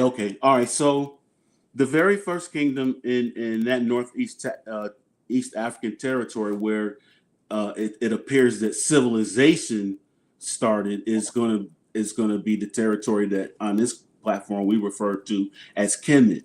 For me, it's a little further down in the territory that I refer to as Kush, or the territory that you call Ethiopia today. Now, if you look at the Ethiopian history, when you look at what they deify the mother, and I think the symbol is that of a bird, I believe. Somebody I don't want to act like I know everything, but there's other family members on here also that'll tell you that the history of the Kushite history. You'll see that the very first deity that they have in the Ethiopian territory or the Abyssinian territory is that of a woman. So I'm saying that it's a council because of the definition. The definition for Elohim says judges, which is plural, and magistrates, that's plural. So when I look at Cush and them deifying the mother, and I look at those definitions and I see that those are pluralistic terms, that is how I come up with the Council of Black Women. You got me? All right. Let me move on. I'm going to get Sekou in the building. Sekou. Yes, peace, sir. Thanks for letting me in. Yes. This is a very rich conversation, very rich. And I think I started this conversation with Captain the other day. I'm glad you got the video up. I'm very glad you did that. Yes, I'm willing to, further this conversation with Captain. And my conversation was mainly based on the fact that there is a difference between belief and faith. So I understand the word belief, people kind of like throw it around. So there are different categories. There's a faith-based belief, which I'm combating. And then there is an evidence-based belief, which I think your guest here is arguing that he has a belief based on evidence. That's an evidence-based belief. There's a faith-based belief. Then there is a skeptical belief. So I can believe in something, but I'm skeptical. I don't have the evidence, but I say based on past experience or based on certain accumulated information, I think this might be it, but I'm not sure. It's the issue, for example, of aliens. Some scientists will tell you that there is a lot of proportional reason why we should think there should be other intelligence in the universe, but we don't have evidence for it. But we believe that based on the universe, how big the universe is, and the zone of life we see around different planets, there is a probable cause or reason to believe that there could be other life out there. Now, that's not an evidence-based belief. It's skeptical, but then it's based on observation. But what the religion is doing is to take faith-based beliefs and make it into an evidence or factual belief. That's where we are having a problem. That's where I'm arguing with Captain Tazaryach. I said, if you can have your faith, that's okay. But if you turn it into a fact, as if it's an evidence-based belief, then you got to produce the evidence. And if you cannot produce the evidence, then you cannot call it a fact. You have to call it a faith-based belief, and we will let you go. There's no problem. We all got some faith here and there, but do not call it fact. That's where we went into the issue of Hamite. A man sat down and said that he is more closer to Japanese and European than African. And I'm saying, okay, I'm looking at you, I'm looking at your phenotype, I'm looking at everything on you. It shows African to me. But now you are doing like people who say that I am a man, but then I'm a woman. But then I'm looking at the fact before me, but then you say, no, the fact I'm looking at doesn't matter. So I said, okay, do you have any evidence for me to be able to measure? Because that's what evidence-based belief is. I can measure it, I can observe it. Is there anything I can measure and observe to know you are closer to Japanese than African? And he said, no, it's just based on his book. I said, then that is a faith-based belief, it's not a fact. I think that's where we are with this argument. And I think we have to bring dictionary, we have to bring a lot of stuff to be able to clarify this. That's a fact. Jamie, I thank God for you, man, because these are the same people who is sitting up here talking about that evolution is not a belief, it's actual facts because it's based off of scientific evidences. So I'm so glad for you, Jamie. Now they're talking about belief based off of evidence. So at least we're moving in the right direction, Jamie. I thank God for you, whatever entity you want to believe in. No, evolution is not. It's not a belief or faith-based belief. It's a belief based on a fact, because the word belief, it can be misused. So people don't like using it because the believers have turned it into a trust and faith. I trust in something, therefore I believe it. No evidence for it. That's why the word belief has been abandoned. But it usually means I have evidence for something. That's why I believe it. But if it is faith-based, that means you just trust it, but you don't have evidence. So Sekou, in science, that's called a scientific theory. A theory is a rational explanation. It doesn't make guess. So how many times do we have to do the test to come to the conclusion that it's correct to believe in it? So when you test something in science, you create what we call the falsification theory. That means you give people the chance to be able to falsify it. I give an example. If you say, I did a test and water boiled at this degree, let's say 60 or 100, and you say, my theory is that water boiled at 60 degree, then you give me evidence to test it, because I will go test it with 20 degree, 10 degree, 5 degree. If it boiled at any other degree other than 60, then I falsify your theory. After one test, you make it 100. What is important is that you establish a fact which other people can falsify.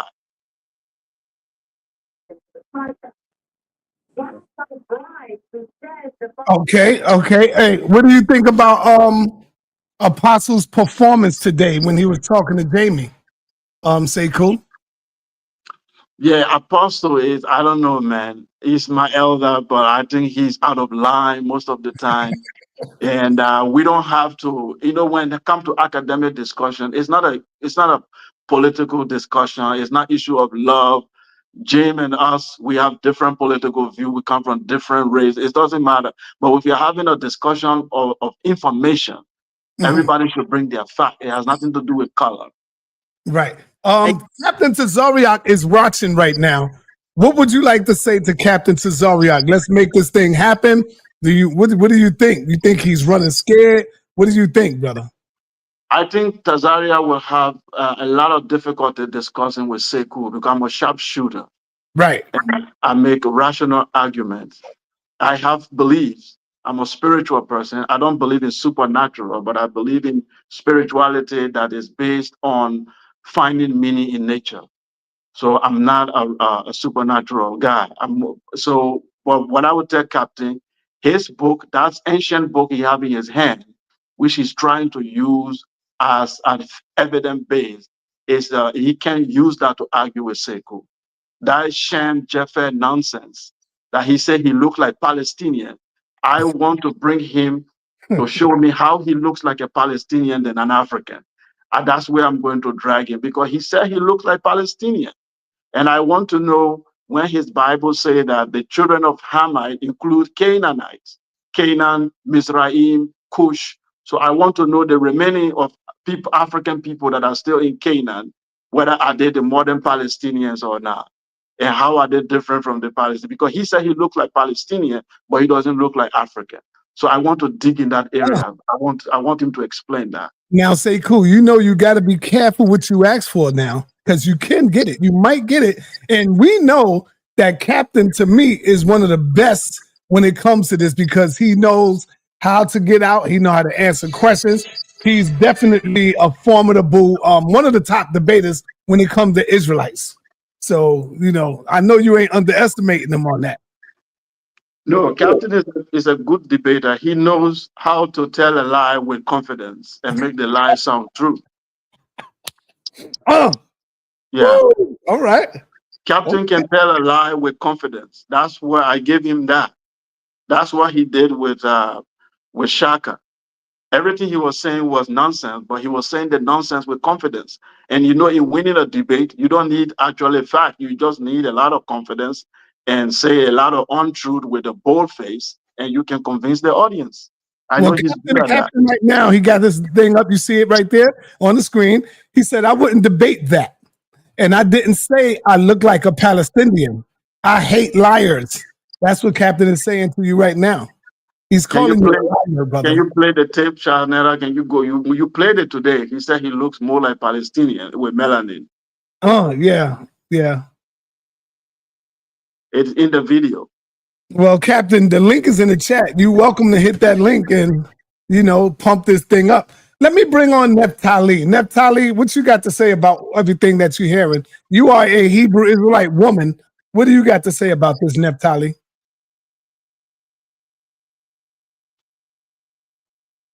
Neftali, unmute yourself.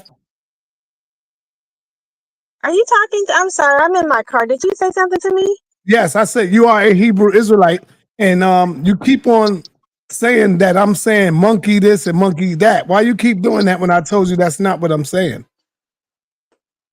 I'm gonna have to probably come on another time. It's really loud out here. You keep saying monkey this. Well, you teach that we come from apes. Isn't that correct? I never said we come from apes, Neftali. You know that. You believe in people who teach the evolution. They all teach that we all descend from we a have a primate. common ancestor, Neftali. A common ancestor is not saying we come from apes, Neftali. We saying we have a common ancestor. I don't know why that's hard and difficult for you to understand. Well, evolution doesn't teach that. They teach that we all descend from the ape. They are our ancestor. Okay, well, Sekou, can you explain that to her? Because you're shaking your head. Yeah, so we keep telling people this. With my little knowledge, my field is social work, counseling, psychology. I didn't do any biology, but I've been able to buy textbook and read. Evolution does not say we come from monkeys. I don't know how many times we have to say it. It doesn't say we come from gorilla. It doesn't say we come from monkey. Evolution is simply saying life evolved from simple into complex. And one of the evidence that have been found is that we do have common ancestors with what you would call modern apes. There is a common ancestor. At some point, there was the separation happened, but we did not come from them directly as a monkey evolving into a human being. That's not what happened. But that's not what happened. And the evidence of our common ancestry is in DNA, is in the fossil records. So there's so many records to show to you that there is a common ancestry. The homonym is where they take us back. And that those homonym are not monkeys, and they are not the gorillas. They are just a homo. The word homo just means human in Latin. So they were a humanoid type of beings. But when you go back as far enough, we do have a common ancestor with these creatures. And that shouldn't surprise you. We have common ancestors. At some point, you can even say almost everything on the planet. But to say directly we came from the gorilla or monkey, that is not true. Okay, well, if that's the case, then what you just spoke was actually not true, and that actually was not scientific. But I actually came on here because I wanted to really talk about it, and you all want to teach, and a lot of people are actually waking up to the fact that a lot of information has been hidden. To say that the people in the past were these primitive people when they were actually more advanced than we are. So, I mean, the whole narrative that people were primitive and then they evolved into these skillful people is more of a white supremacist ideology than actually historically accurate. Well, I will concede to that. Colonialism had downplayed the contribution of other civilization. That is a fact. The European conqueror were not looking to praise people they conquer. They were looking to denigrate people they conquer. So they have to play down the contribution of other people on the planet. There are people who still believe in the Aryan theory of white people producing everything. But the fact is that every continent has contributed to human civilization at one point or the other. Egypt was on top at a certain time. The Sumerian was on top at a certain time. And the European came to the game very late, very, very late, what you would call modern European, which is 7th Hey, century. I'm sorry. I really am trying to hear you. I can't hear you. I'm gonna have to leave out. I'm about to come back in. All right. All right. All right. Okay. So, yeah, but to say that ancient people were more sophisticated than modern people, that's also false. Sekou, I got a question for you real quick. Go ahead, Dr. Inky. Sekou, you said that we share a ancestor. Jamie, you could cut in. You could get in anytime you feel. When you're ready, just hold your hand up. Let me know. I'll let you in too. All right. Go ahead. Yeah, Sekou, you were saying that we share an ancestor, a common ancestor with the apes or the gorillas.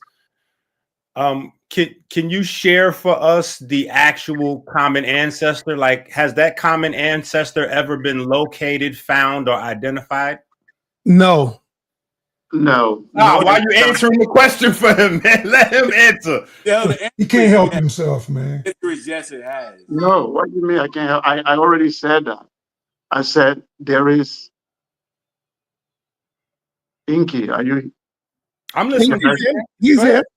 Okay. Yeah, so you've been hearing issues like missing links and what have you. They've not found directly and say this is this particular common ancestors that the human and then these other beings come from. No. But what we've been able to do is to trace the humanoid.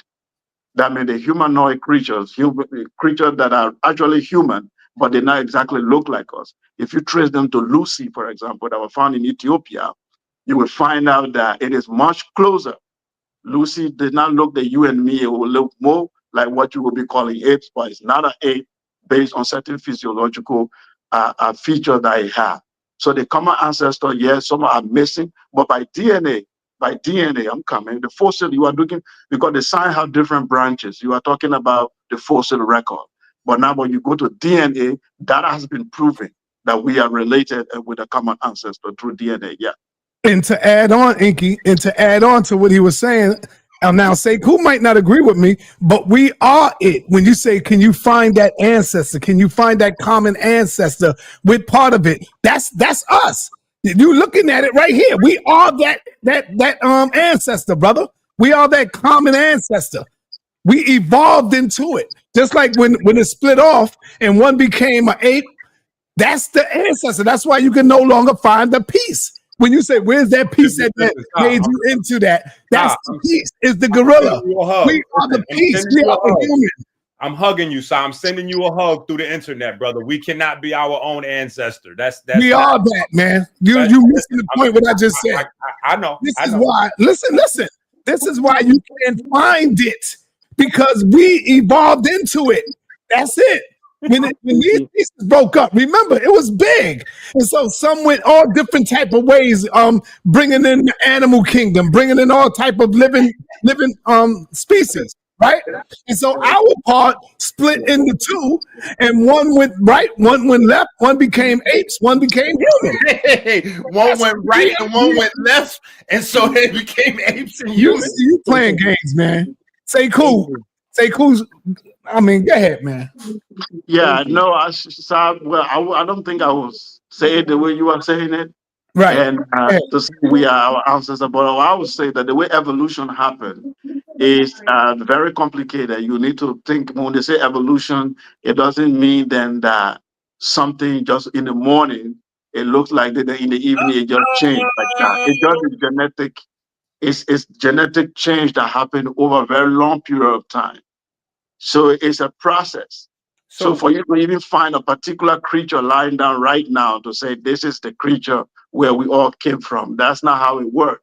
The gene, the population, before a particular species to change to another, there is a particular genetic change that needs to happen for the entire population to change to something else. That happened over hundreds of thousands and millions of years. But DNA can be able to trace. I'm coming. Let me just let Inky, I'll let you talk. DNA, for example, we have been able, one of the things before science, we were told that all humans where some people thought we were not related. Other people thought that African evolved different, the European evolved, they came from different parents, and that existed. But science has come to confirm that we actually are all one, and we came from just one part of continent called Africa. Through DNA, we are able to trace everyone to the continent. So the same way we will be able to trace to say that our beginning, there were other humanoid creatures that existed before us that eventually gave birth to us. We and the Homo sapien don't look the same. We and the Neanderthal don't look the same. We and the Homo habilis don't look the same. There's differences as you go back. There were different species of human, and we were the only species that's left. Okay, so Captain, can you come in, Captain, and explain to us how human life was created? How human life was created. That's the question that Jamie asked Apostle, and Apostle was fearful of answering it. So can you come in, Captain Tazaryach, and explain to us how human life was created? Now we got Apostle coming back. Hopefully he redeemed himself. He thought about what was going on, and he's raising his hand, and he want to get back in here. Hold on, I want to finish with Sekou real quick. Let me just finish with Hold Sekou. on, man. Hold on. Be patient, okay? Be patient. Because I'm now reminded of what was said to me yesterday. Oh, yeah, Apostle, you got me, but I'm going to get you back for that one. So I went back while I was off the air. I went back and reviewed the tape and listened to what happened with the tape. That's crazy. Jamie had asked about why can't we all just get along? And I responded to Jamie question about why we can't just all get along. And I explained that to Jamie, why we can't all get along. Jamie refused to answer that question after I explained. And y'all know what I said. Jamie changed the subject and asked me a question rather than responding to what I said. And I know why he did that. But the point is, we got voices and opinions on the set that evidently don't listen and didn't remember or did not hear what I said to Jamie. And sa.neter jumped up talking about you afraid, which he knows better. But you got me, Sa. You got it. You wanted to carry the water. But I just wanted to come back on and explain that because most of you guys got slow gases. So would you like to answer his question now? I can answer his question, but he never answered mine. That's the point. What was your question? What was your question? Was how do he expect us to get along based on what has happened? And what is his answer to moving forward? That was my question. He did not answer. He changed the subject and asked me some ridiculous question about what is my religion. Like that matters. That's the point. But you carried his water and you let him get by. So I'm going to ask you, sa.neter, when this tape is over, go back and listen. Okay, you can ask me the question you asked Jamie. How do we expect to get along? Go ahead, ask me. I'm not asking you. You know why you're not going to ask me? Because it's not for you, Si. You know why you're not going to ask me? How many times have you came on this air and blamed God for the babies being cut out the bellies of our black women? Blame God for our slavery. Now you got the opportunity to put the blame where it's at. But you want to say, I'm scared. You want to say, I'm scared of the boy. Like I got reason to be scared, like he can do something to me. And then your chat goes on, talk about me as a teenager. Just totally disrespecting me as an elder. As bad, all because you want your opportunity to get back on me because I hit Tazaryach with the 3 questions and bash you upside the head. All right. Jamie, you respond, Jamie? You got me back. All right. Let Jamie stand up for himself and answer what is he willing to do. Since he wants us to get along, What is he willing to do to create that circumstances? Because it got to start with them. It can't start with us. All right, I Apostle. want to read something, and I'm done. Isaiah 14. For the Lord will have mercy on Jacob, and will yet choose Israel, and set them in their own land. And the stranger shall be joined with them, and they shall cleave to the house of Jacob. And the people shall take them and bring them to their place. And the house of Israel shall possess them, and shall possess them then in the land of the Lord for servants and for handmaids. I told him that's his future. But if he wants to change it, he can. But what is he willing to do to change that? Now, that's what I asked him. He never answered that question. He answered that question, I will answer any other question he got. All right. Jamie, you want to respond? Yeah. First off, you're making a claim that you asked me the question why we don't get along. You never asked me that, or I never asked that question. I was very clear from the beginning. The reason why the conversation cannot move forward is because everyone has these very, very different beliefs about how humans originated. So the conversation needs to step back, and everybody needs to get on some commonality as to how humans came about in the first place, whether it was being created by God, evolution, panspermia, whatever you want to think of. So I was not asking a question. I was very clearly stating what I perceived the problem to be. That's it. So I'm for the life of me, I don't know how you got confused on that. Okay, so you done? No, I have one more thing. Okay. It's like you called me a boy. Am I correct? I don't know if I did or not. I don't think so. I think you did, and I just want to state I wasn't disrespectful to you, and I mean, how would you appreciate it if I came on here and called you a boy on the platform? Do you remember me calling you a boy? Yes, I do. I don't. But that's Yeah, okay. Apostle, yeah, you did say boy. You did. I did? Okay. Yep. So you need to summon the power of the Holy Spirit and not Okay. give feelings, and we can have a conversation. Okay. So I'm going to do it this way. I'm going to call you a liar now. Because you did understand and you did understood. You even say you understand it, but you refuse to answer the question. So I'm going to ask the question to you since you acting vague and you don't remember.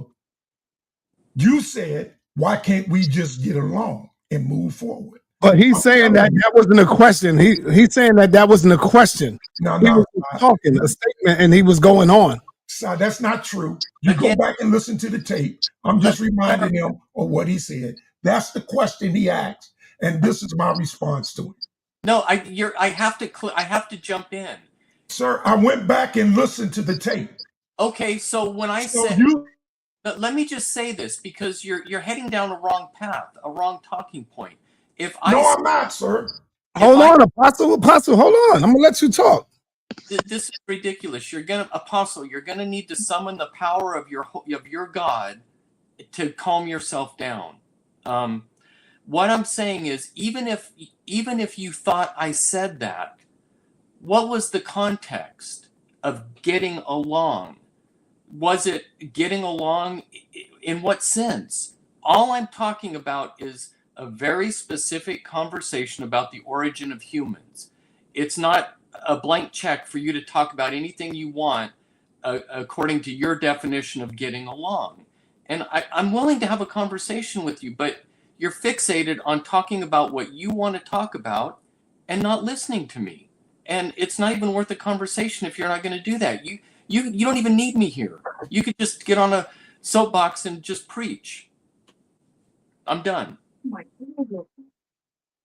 Hey, Star, let me get in here and ask. No, excuse me, man. Get in here. Excuse me. Y'all, this is serious. So if you don't think it is, just lay back for a minute. Jay, okay? You're lying.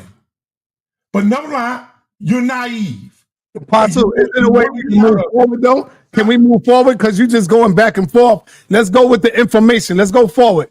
How was humans created? Let's go forward, Apostle. Because humans were created by the Most High God. How? How? He spoke them into existence. Oh, just like the book says. Okay. Do you have a let us make man in our image? Do you have a source on like that?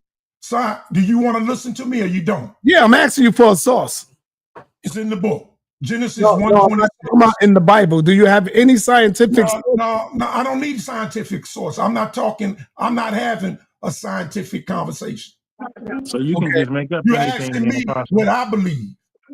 Okay? Everybody here is able to express what they believe. Moses 7:7 got to talking about whatever. He was allowed to talk about it. Did you ask him for a source to prove it? No, because there ain't no sense in it, because it can't be proven. That's not the point. Stop carrying the man's water for him. You got me back already. Your whole congregation think I'm a juvenile. The point is, I asked this fella a question. You're going back again, Apostle. You're going back. Listen, son, I came back on to express this. Yeah, but I don't want to go back to that, brother. You were confused of this. You were confused. And you you blasted the whole conversation. You gave him his water. That's all right. Apostle. All right. Do you have any questions for the brother? Accept all of that stuff. Now, I've been said I didn't have no questions other than that. What I said to him, if he want to sit here and act naive and deny history and not want to deal with it. Not one time have he denied any history. He said he understand that. No, sir. Come on, man. During his water, he didn't say that.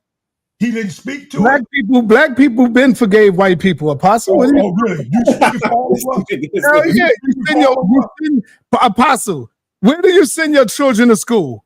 Where did you send your children to school? Where did you get your goddamn certificate from for being a reverend? Where did you go to work for all these years? Where do black people go to work for all these years? Where do black people send their kids to school?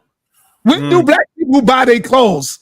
Where do black people buy their food? You've been forgave white people for years ago. What are you talking about? Now, I could see if we was living on some goddamn island by ourselves and we was doing everything ourselves where we didn't have to depend on none of that, then I could rock with you.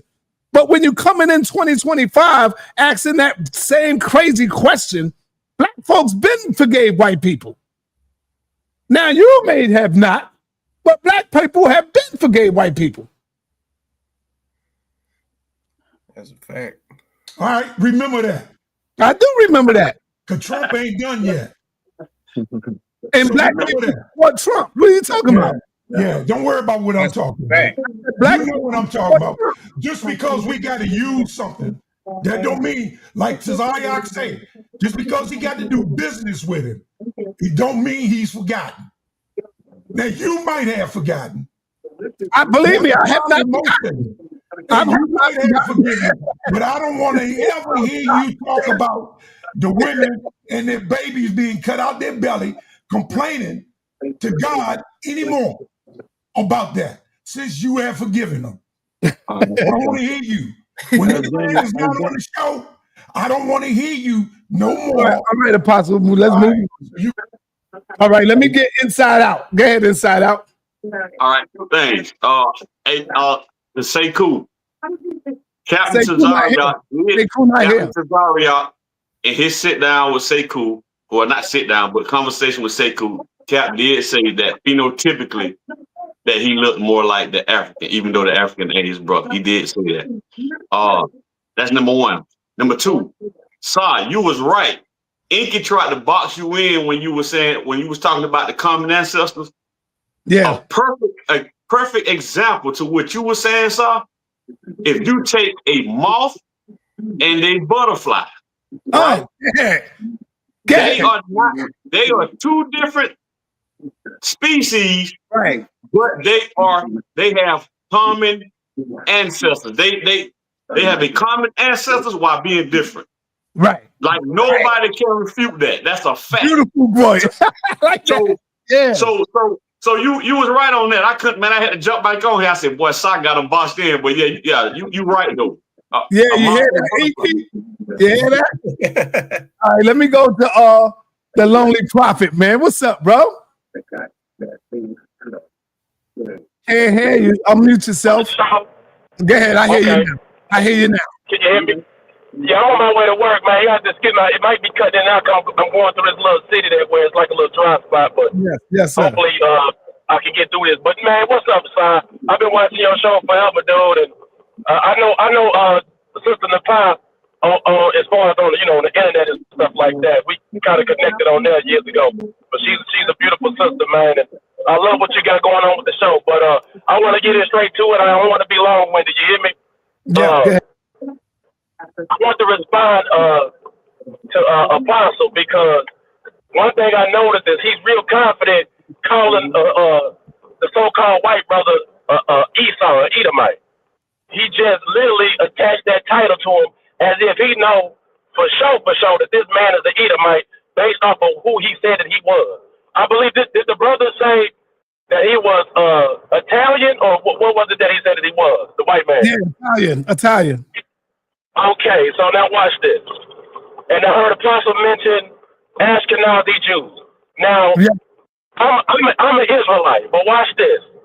Here's the understanding, because we all know that the so-called Jews stole the identity, right, of the Israelites, right? But watch this.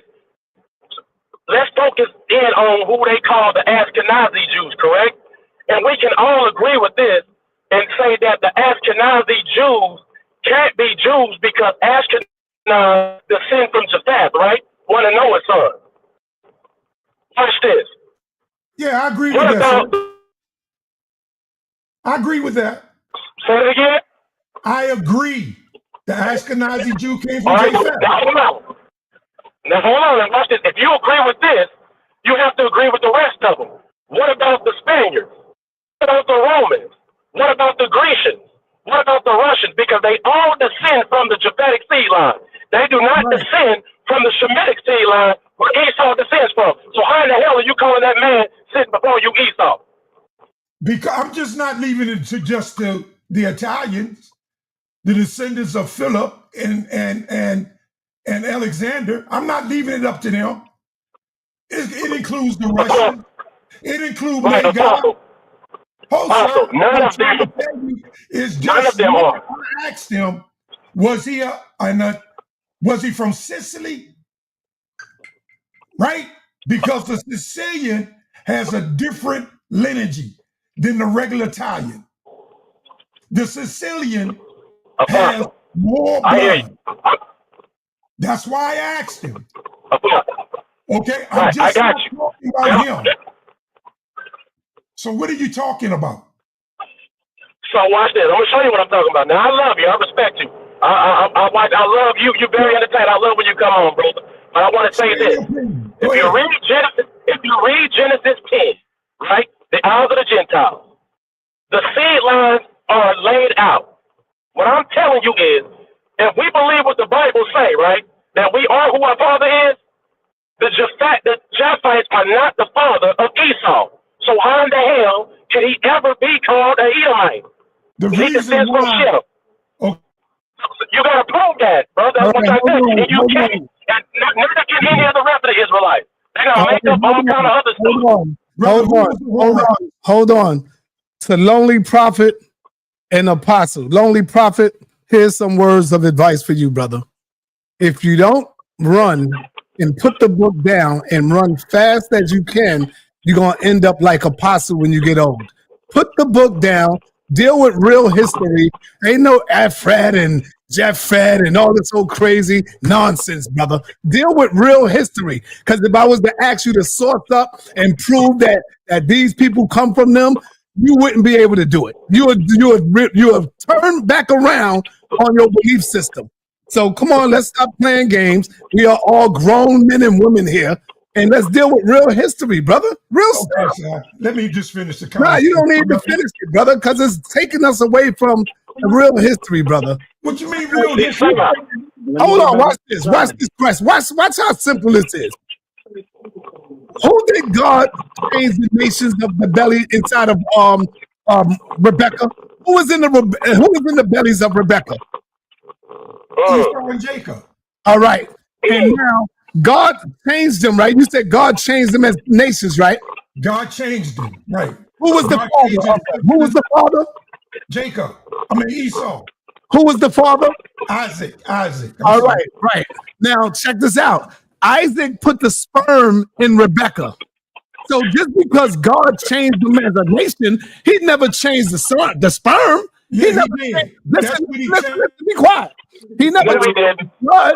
He never changed the blood. If you are That's right. If you are what your father is, then you would not be saying, oh, this the white man, this the black man, he became this one became that. Brother, you teach that you are what your father is. So you can't change it now because you want to have your way on this crazy fairy tale nonsense.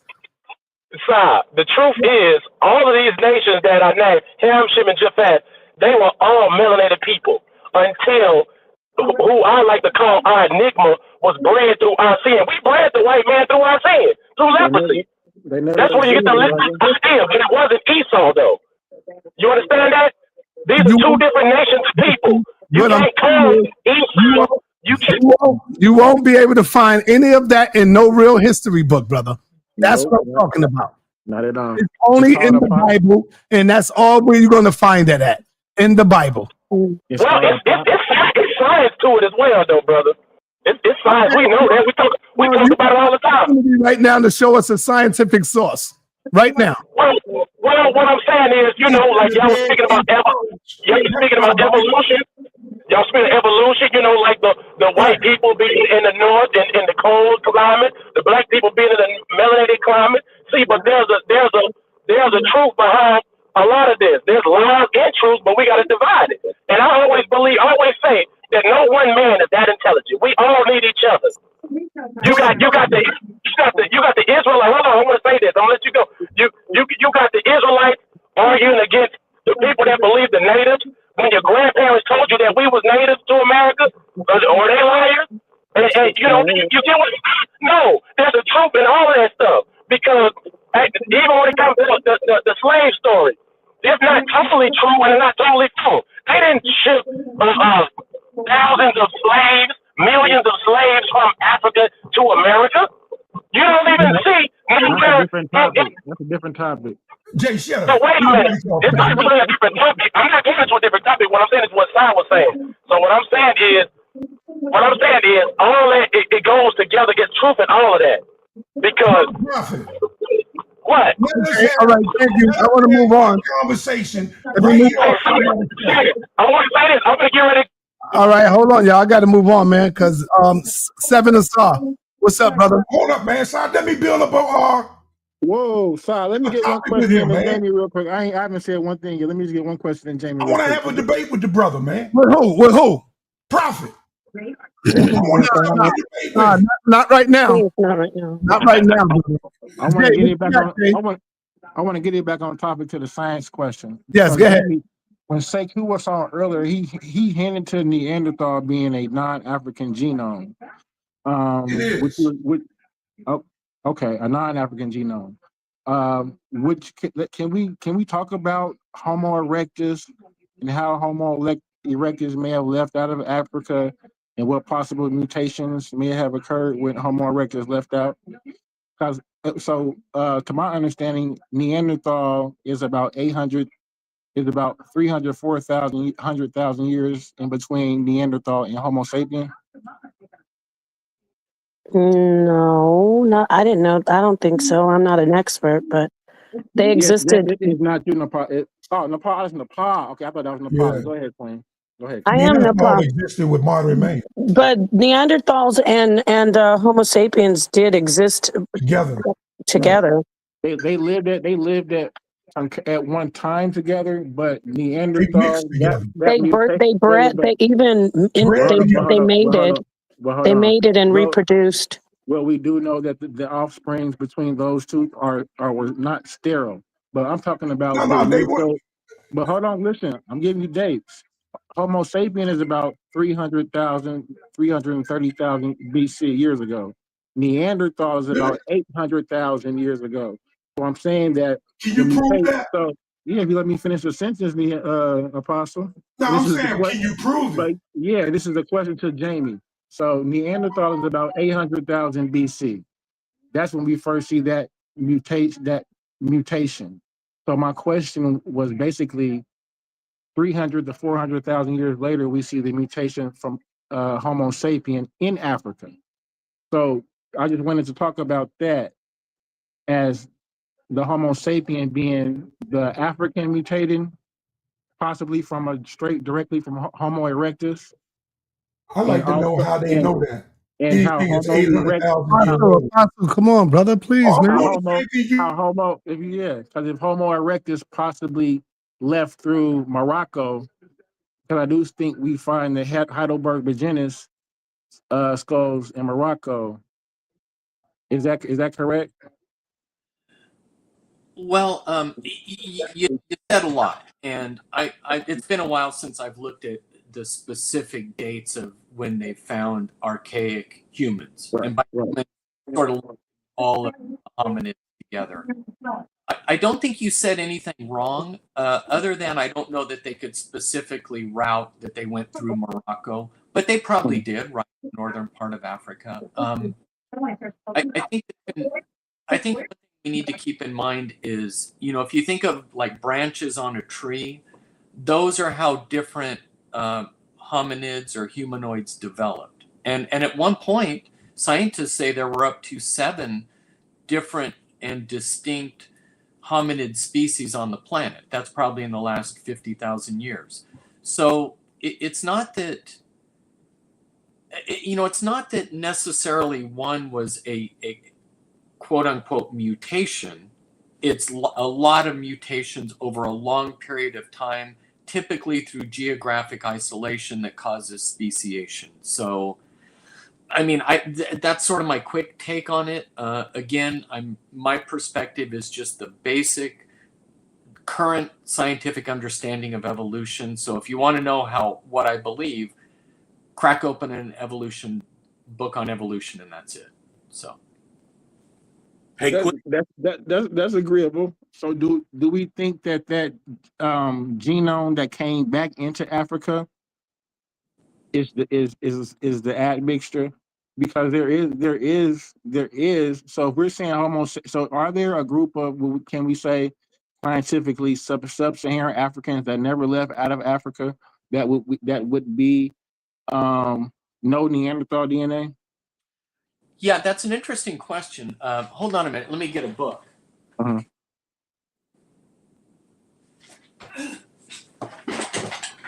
This is a great book, and it's pretty extensive. And it used to the prevailing thought. I guess you could go. That's enough. Yeah, I mean, you can go back and watch the video if you want the book. The prevailing thought was that Africans did not have any Neanderthal DNA in them at all. That was the prevailing thought, and that made sense. Humans left Africa. The original population stayed there. Neanderthals were big in Europe. And then there was an admixture of genes. That's why typically Europeans have more Neanderthal DNA than Africans do. But what they found is they just didn't do enough testing, because humans on the planet, it's not like they just moved in one direction and once they got there, they stayed. Some actually went back to Africa taking that Neanderthal DNA with them. So my understanding, and take it for what it's worth, I'm always willing to change. I'm not going to die on this. But my understanding is that some populations did go back to Africa with Neanderthal DNA, and some people in Africa right now actually have Neanderthal DNA. Now, could there be some that don't have any? Sure. You take some of the older ancestral tribes, I'm sure they don't have any, But that's sort of my quick take. And again, I'm open to correction on that, but that's my current understanding after reading that book. Good shit. Good shit. I concur. Okay, so the quick question about panspermia, because you did give me your take on it, but I wanted to like go a little bit deeper in depth with it because I don't believe it's a new scientific theory. I've always believed in that theory. It's just for some reason it just never. Maybe social media is the reason why it's starting to become a popular theory. But okay, so let's think of it from the aspect of evolution. When we think of 1980 up until the 2000s, we saw a lot of evolution in that little period, right? You would say, Jamie? From 1980 to 2000, you would say we saw a lot of evolution, right? Paul, you could cut in when you're ready, when you want. I don't know what you mean by if we're cars, like let's just use cars. We saw evolution in the cars, right? From the ones from 1980s up until now, right? Oh, yeah. I thought you were talking. All right, so I'm using that as an example for what I'm getting ready to say now. Okay. So think of that same understanding of evolution with the cars. You saw how they went from what they looked like in 1980s and how they look today in 2025. Now, using that scale, think of the planets out in the universe, right? Think of another planet, in its galaxy, and they have evolved a hell of a lot further than we have here on the planet Earth. Evolved so much to the point where their airplanes are like the 2025. Our airplanes here are the 1980s version of what they have. They got like the 2025 version of where we thinking we're seeing like UFOs. This is where I'm coming from with the evolution, right? So now to get back to what sa.neter was saying, where did life on Earth come from? So with that understanding of evolution, when you understand how we work as humans, we breathe in oxygen, correct? Correct? Correct. Yes. All right. So when I do my study, I understand that the oxygen that we're breathing is actually coming from a source, which we refer to as the ether in the universe. The ether is the same energy or is where the sun is getting its energy from, and it takes that energy and it transfers it onto the planet into the green life, and then green life does photosynthesis, and then we're breathing oxygen. What I'm ultimately saying, if there was no ether in the universe, we would not be getting that energy from the sun, we would not have any oxygen, basically.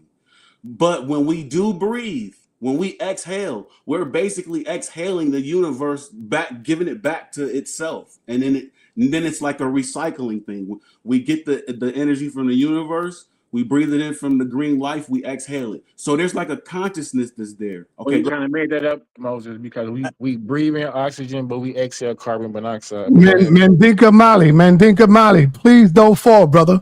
Please don't fall. Man's out there working. Mandinka Mali over there building a building. Yeah, I used to do construction. I like to see that. I want to ask one point of clarification. He's muted. He's talking. One point of clarification, and this is where I talked about earlier, like the confusing language between using very literal language and using metaphorical language. This is sort of a perfect example. You say the universe, we breathe in the universe and then we breathe it out. Why would you not just say we breathe in oxygen and exhale oxygen?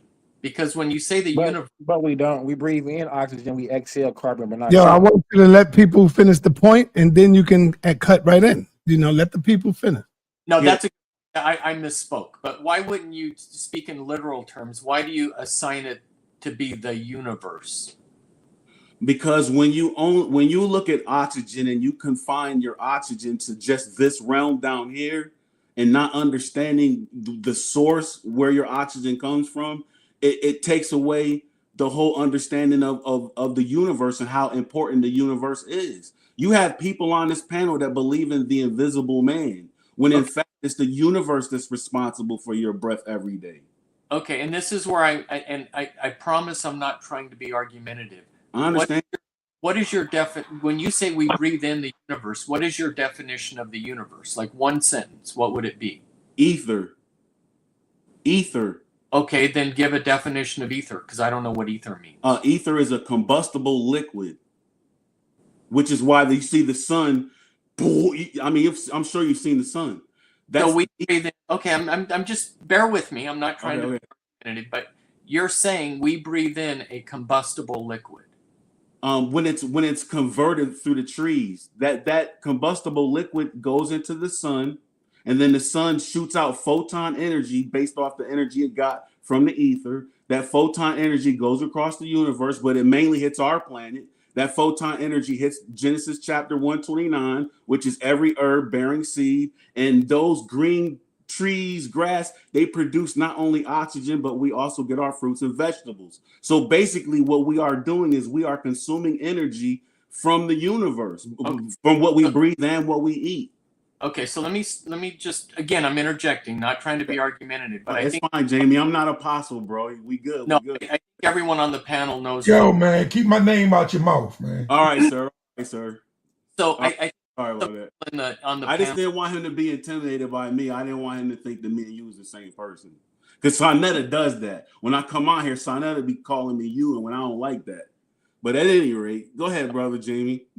Okay, so my point is, and I was going to say, I think some people on the panel picked up on this. I'm not breathing in a liquid ether or some liquid. I'm breathing in oxygen. H2O. So when we use those terms, it becomes very confusing. And I didn't mean to interrupt, but this is sort of part of the language problem, is interchanging these terms.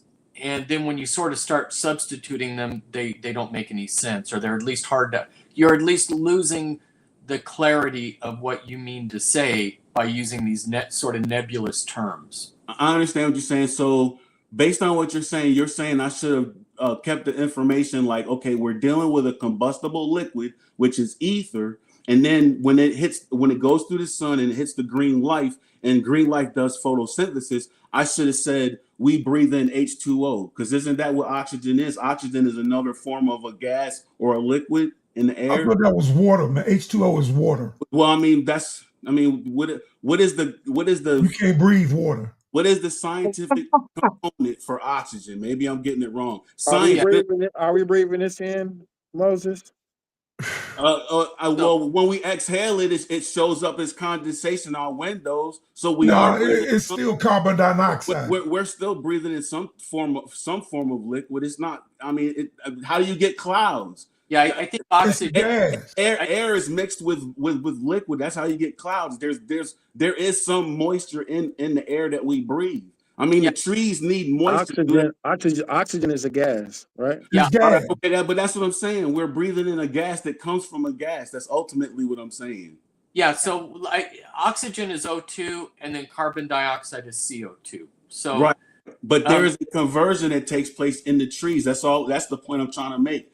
Understand what you're getting from the trees is converted from the universe. Is what I'm saying. It's converted from you.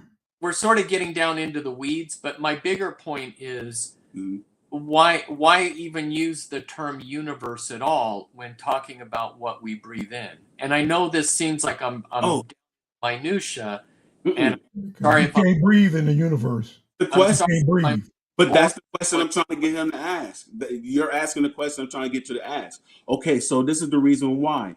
Understand that the universe is when it enters into us, it's having it's getting a consciousness. You see what I'm saying? The universe is experiencing Earth through us because we're breathing it in. That's why you have to explain it like that. When you understand that the universe is actually having an experience through us, when you die and you give up your last breath, all of that information that the universe gathered from you goes back into the atmosphere and ultimately back into the universe. And then when it's flying, when meteors and comets are flying through the universe, they're picking up that same thing that you release, that whatever it is when you exhale, that light or whatever that information is that's in there is picked up in the universe by a comet, and then it lands on another planet, and then that consciousness starts again from the ocean. That's where the whole evolutionary process starts all over again on a total different planet.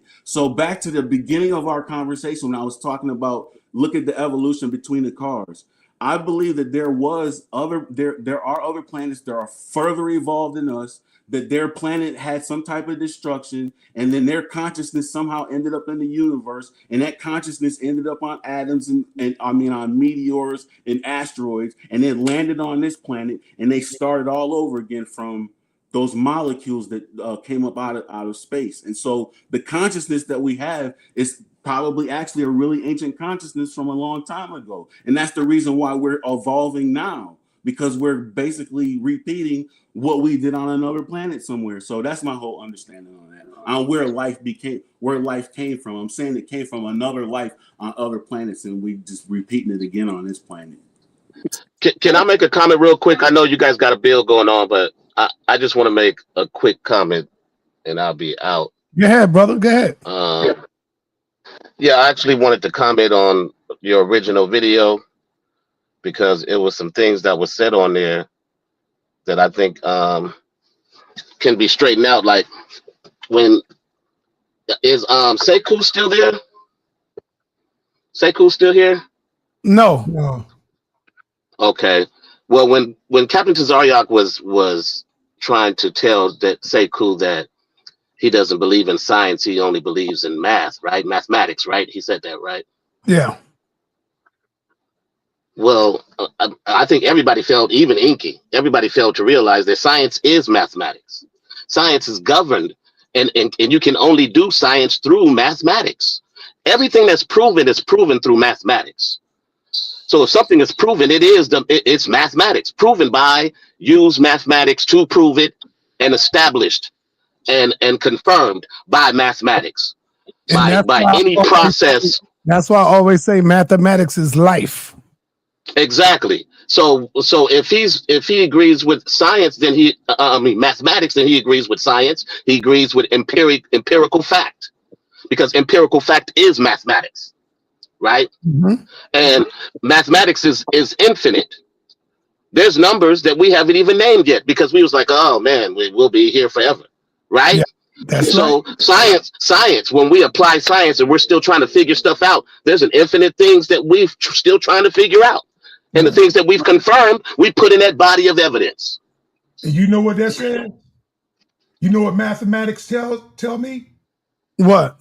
Man did not build them pyramids, nor any other pyramid that's on this planet. Including mathematics say opposite of that. Telling you that? Mathematics say opposite of that, Apostle. Mathematics tell me that man did not build those pyramids. What?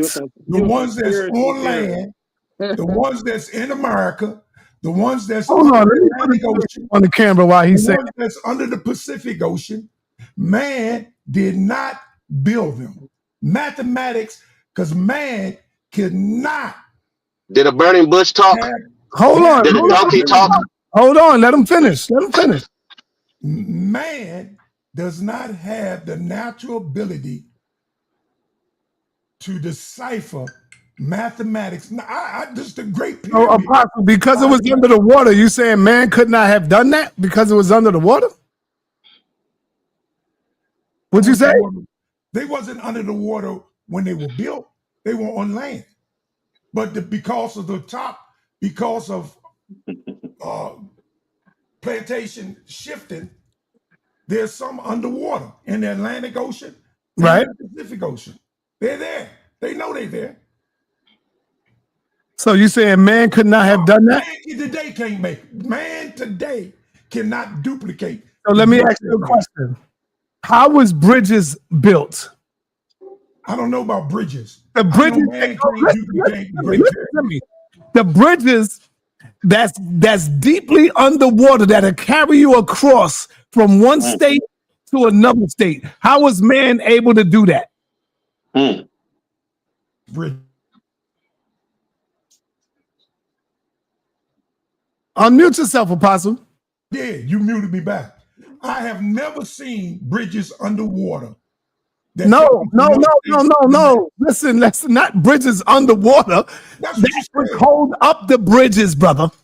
The poles, the pipes, the iron that holds up the bridges. How is man able to build the bridge? They're able to do that through mathematics. Mathematics. That's what you said. Hold on, let me finish my question. How was man able to build the bridge? Mathematics. How was man able to build the bridge? I understand that. So how was the ancient Egyptians able to build the pyramids? Because they didn't build them. Mathematics, right? They didn't build them. They can't build them. You ain't show no proof that they didn't, and there's proof that they did. Build one today. They have found documents showing the labor force of the pyramids. Right? They have documents showing where Imhotep is speaking about building pyramids. So Apostle, just because you can't fathom how pyramids couldn't be built doesn't mean that a human being can't. Because you can't doesn't mean a human being can't. Because there's human beings that understand math that you don't even fathom right now as we speak, Apostle. But they don't have the technology then.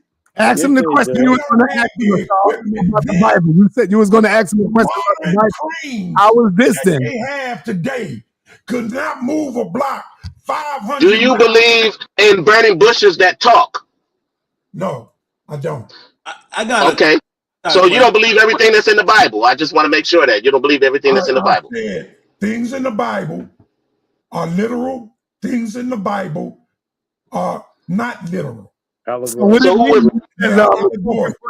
it mean? It's up to you to decide. You decide what's allegoric and what is not. So what does it mean? You talked about the burning bush, Apostle. Yeah. You talked about the burning bush. What does that mean?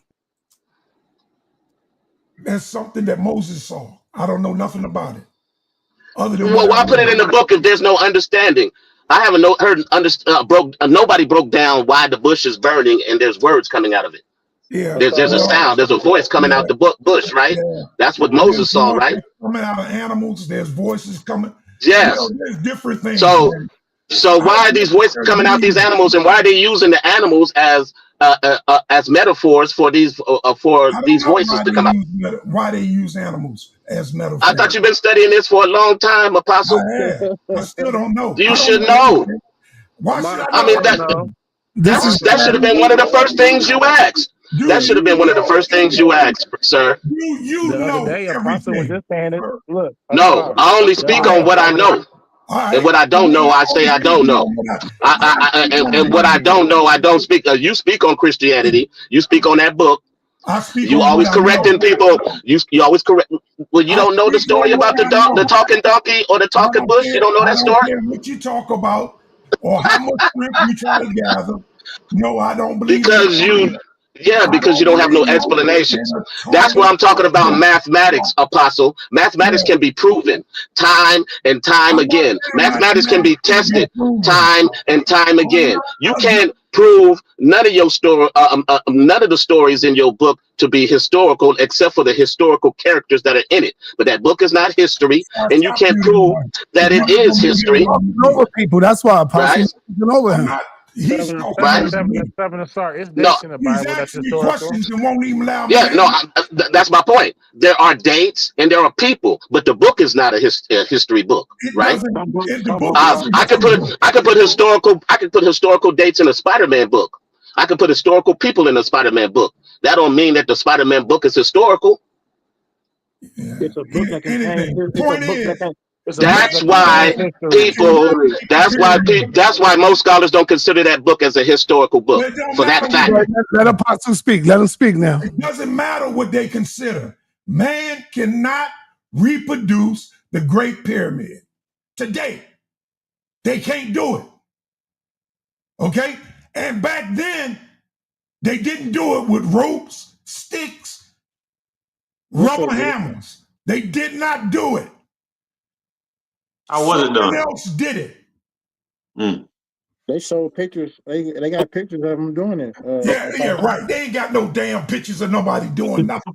Okay, so now those are paintings, man. Let me build a star 7. Probably painted 1,500 years ago. Let me build a star 7, man. Apostle's not going to have the conversation. And if y'all fool enough to believe that, well, you fool enough to believe in a talking donkey. And a talking snake? What I don't believe in a talking snake, brother. That was a man. What about the talking donkey? Did you listen? Apostle, but he's an apostle, but he doesn't know anything about it. Exactly. I got to get right. I gotta go to work in a bit. I just All right, Jamie. Thank you for coming through. Appreciate you coming through, man. Hey, Jamie, don't disrespect me again, brother. Oh well. Oh, man. Jamie, You threatened him physically too, Apostle. You threatened him physically. Yes, you did. You said if we were in the same space, he'd have a problem. If I was near you, and you called him a boy, Apostle. Come on. I'm giving you the side meme. I'm giving you the side meme face, Apostle, because that is a threat. Anything, man, because story of Gilgamesh Jamie is a better man than you, as far as I'm concerned. Well, I know. All right. It's sort of a shame that I know. Yeah, because you actual conversation. The bottom of my shoe. I was looking forward to actually having an interesting and intellectually honest conversation with the apostle. But I appreciate you having a talk with me. And the apostle's scared of you. We all see it. He's scared. Yeah. Oh, he was running. That's where he had his Nike Airs on. Yeah. You don't have to do that. If Jamie want to answer the question, we can have a conversation. All right, go ahead, Jamie. Go ahead, Jamie. Close out. Well, I just wanted to say that, like a lot of these religious people, they seem to somehow not be able to summon the power of the Holy Spirit to give control when having a conversation with someone that is going to prove them wrong. So, right. And I'll listen back to this, and the apostle, you can rebut when I'm off. So anyway, I'll catch y'all next time. And Elder Sa, thank you for having me on. I appreciate it. All right, thank you, Jamie, for coming through. All right, Apostle, man, yo, you made Israel look bad today, brother. You the lapdog. You the white boy lapdog. That's all. Whatever. You made Israel look bad today. Ain't no way in the hell I made Israel look bad. Stop doing this. Family in the chat, if you think Apostle made Israel look bad today, that's what they gonna do in the chat. That's what they gonna do, brother. That's what you got to go back and listen to the tape. Because the boy did not answer. He just called him a boy again, see? That's right. That's right. So why he can't disrespect you if you disrespect him? Well, that's why I'm disrespecting him. Because he disrespected me. All right, so if man, come on, Apostle. No, you come on, side. So if we chose you want to carry his water, I don't want to ever hear you talk about the black man's plight again, what we've been through, and how the heck. I don't want to hear you say nothing again, because you wouldn't do it for the white boy, because you're carrying his shoes. He let the white boy run you off, huh? He let the white boy run you off? Is that why you mad? The white boy didn't run me off, man. We the guy. Much respect, brother. We was all witnesses to you running. You watch yourself, brother. We the guys. You gonna threat when you see me. You gonna put hands on me too, Apostle. We the gods, Apostle. We talk to people the way you was talking, folks. If you claim to be the gods, you got to claim the devil too, brother. You can't claim one. Oh, because now he up here acting like a devil, and we not accepting. There you go. See, there you go. There you go. Yes. Yes. You can't say that we both did, because I don't rock with how he. We cannot call ourselves gods. We cannot call ourselves shepherds. Nigga, I don't rock like you rock either. Man, and then when man come to us, you about or when man come to us, you act like you can't even talk to the man. Yeah, that's right. The point. Right, you were refused to answer my question. God talked to the devil. The man refused to answer my question. Why Sa.neter was carrying this water? I don't want to hear it. Didn't you refuse to answer his questions? You refused to answer his. Hey, hold on, everybody. I want to ask a question to the panel. I'm gonna bring a question to the panel. So you know what you're doing. Do you think religious people, and that goes for all religion, have a mental illness? Let's deal with that. Do you think religious people are mentally ill? Suntan just came in and said, yo, let me attack this first. Go ahead, Suntan. Peace to the panel, peace to my brother Apostle and all the believers, because I won't call it a sickness, I would call it a zeal. Hold on, believing in talking donkeys and snakes is not a mental illness, brother. No, what it is. Believing hear me out. Believing that Jesus is going to crack the sky and a bunch of horses and chariots is going to come from the sky and fight. You don't believe that's mental illness, brother? It's horseless chariots, Si. Whatever. You know what I mean? Can I finish? Finish, Go bro. ahead, Sam. Side the one that Here's needs the thing. training, man. He keeps interrupting you. Here's the thing. People are, even me as myself, I was indoctrinated into that sort of religion side. And so what are you indoctrinated in now? Let him finish, Apostle. Okay. When you get the mindset, and our minds are very strong. So, when you get that mindset and you've been taught a certain way, it's hard to break away from it. And that's the only thing that I can say for people. You know, they become dogmatic and they become automatically stuck into what they was taught because of fear. Mm-hmm. And I'm gonna tell you right now today, and I know Pastor man enough to forget it. It's the fear of God that won't let him walk away from it. Not afraid, shaking. No. No, respect. Apostle. No, I'm just straightening you out. It's not. Well, now you're I'm not afraid straightening of me no out, man. right? I'm not afraid of no man. Can I finish? I don't mean what you're talking about. What I mean is the fears in your heart. You are physically and mentally scared to do something against. I don't want to do nothing against God. Right. I choose not to. Has nothing to do with fear. Oh, the fear is the. Do you disrespect your parents? Did you disrespect your parents? Can I say this? Let him talk. Let him talk, Apostle. Nah, I'm asking him a question. But you can't. You got to let me talk. Then I'll answer your question. You understand? Because the fear you got is the fear that's within you. Like and Size, my man, he believes what he believes. But it's I was telling my sister this yesterday. She drinks really bad, and then she's not a total alcoholic, but when she drinks, she's going to fear. And I was telling, because she'll get to going into this thing that we would talk. The demons are out here, brother. The demons are going to, she'll go off into this thing, right? And what I told her yesterday, Tina, you got a higher side of you and a lower side. The devils are within you. You own and you possess the power to manifest this demon. Only way that you don't have the power is you mentally unstable, which has been diagnosed by some professional. That's right, Santan. You learn and teach, brother. What these are facts, right? Because the higher side of you, you're gonna have it's a point that you won't go beyond. There you go. Because of your inner you, right? There you go. And when I say apostle, it's fear of God, because it's literally fear. I'm a 65-year-old man, I got away from just that narrative, like about when I first started listening to sa.neter in 2015, 2016. And I was shaking in.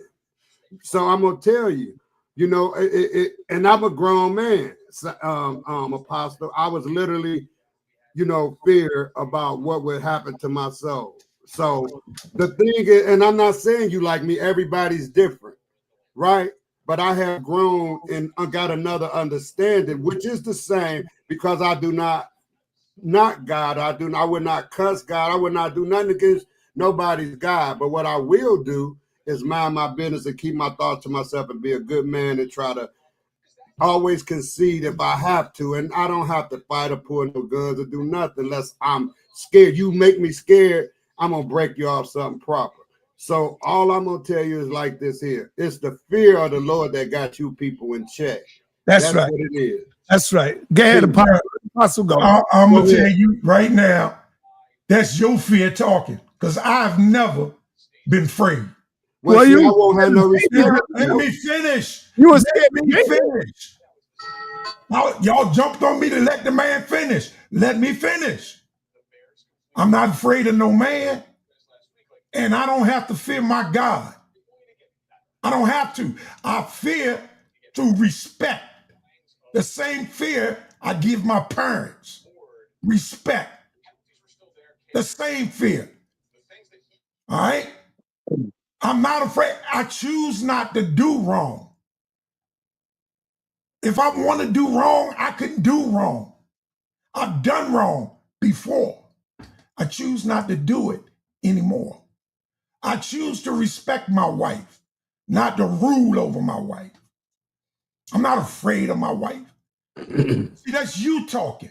Those are your fears that you're trying to put on me. You understand? That's psychosis. When you try to put your fear on another person. I don't have to fear God. I love the Lord because he loved me first. I choose to dedicate my life to him. I did it as a Christian and I do it now as an Israelite. Okay? It's unfortunately that so many others walked this road but gave up. They fear. They feared to continue the path that they started. See, I done been a Christian, he done been a Muslim, he done walked with this one, he done did that, and now he's up in it, whatever he is. I don't change things like that. I don't go with the wind.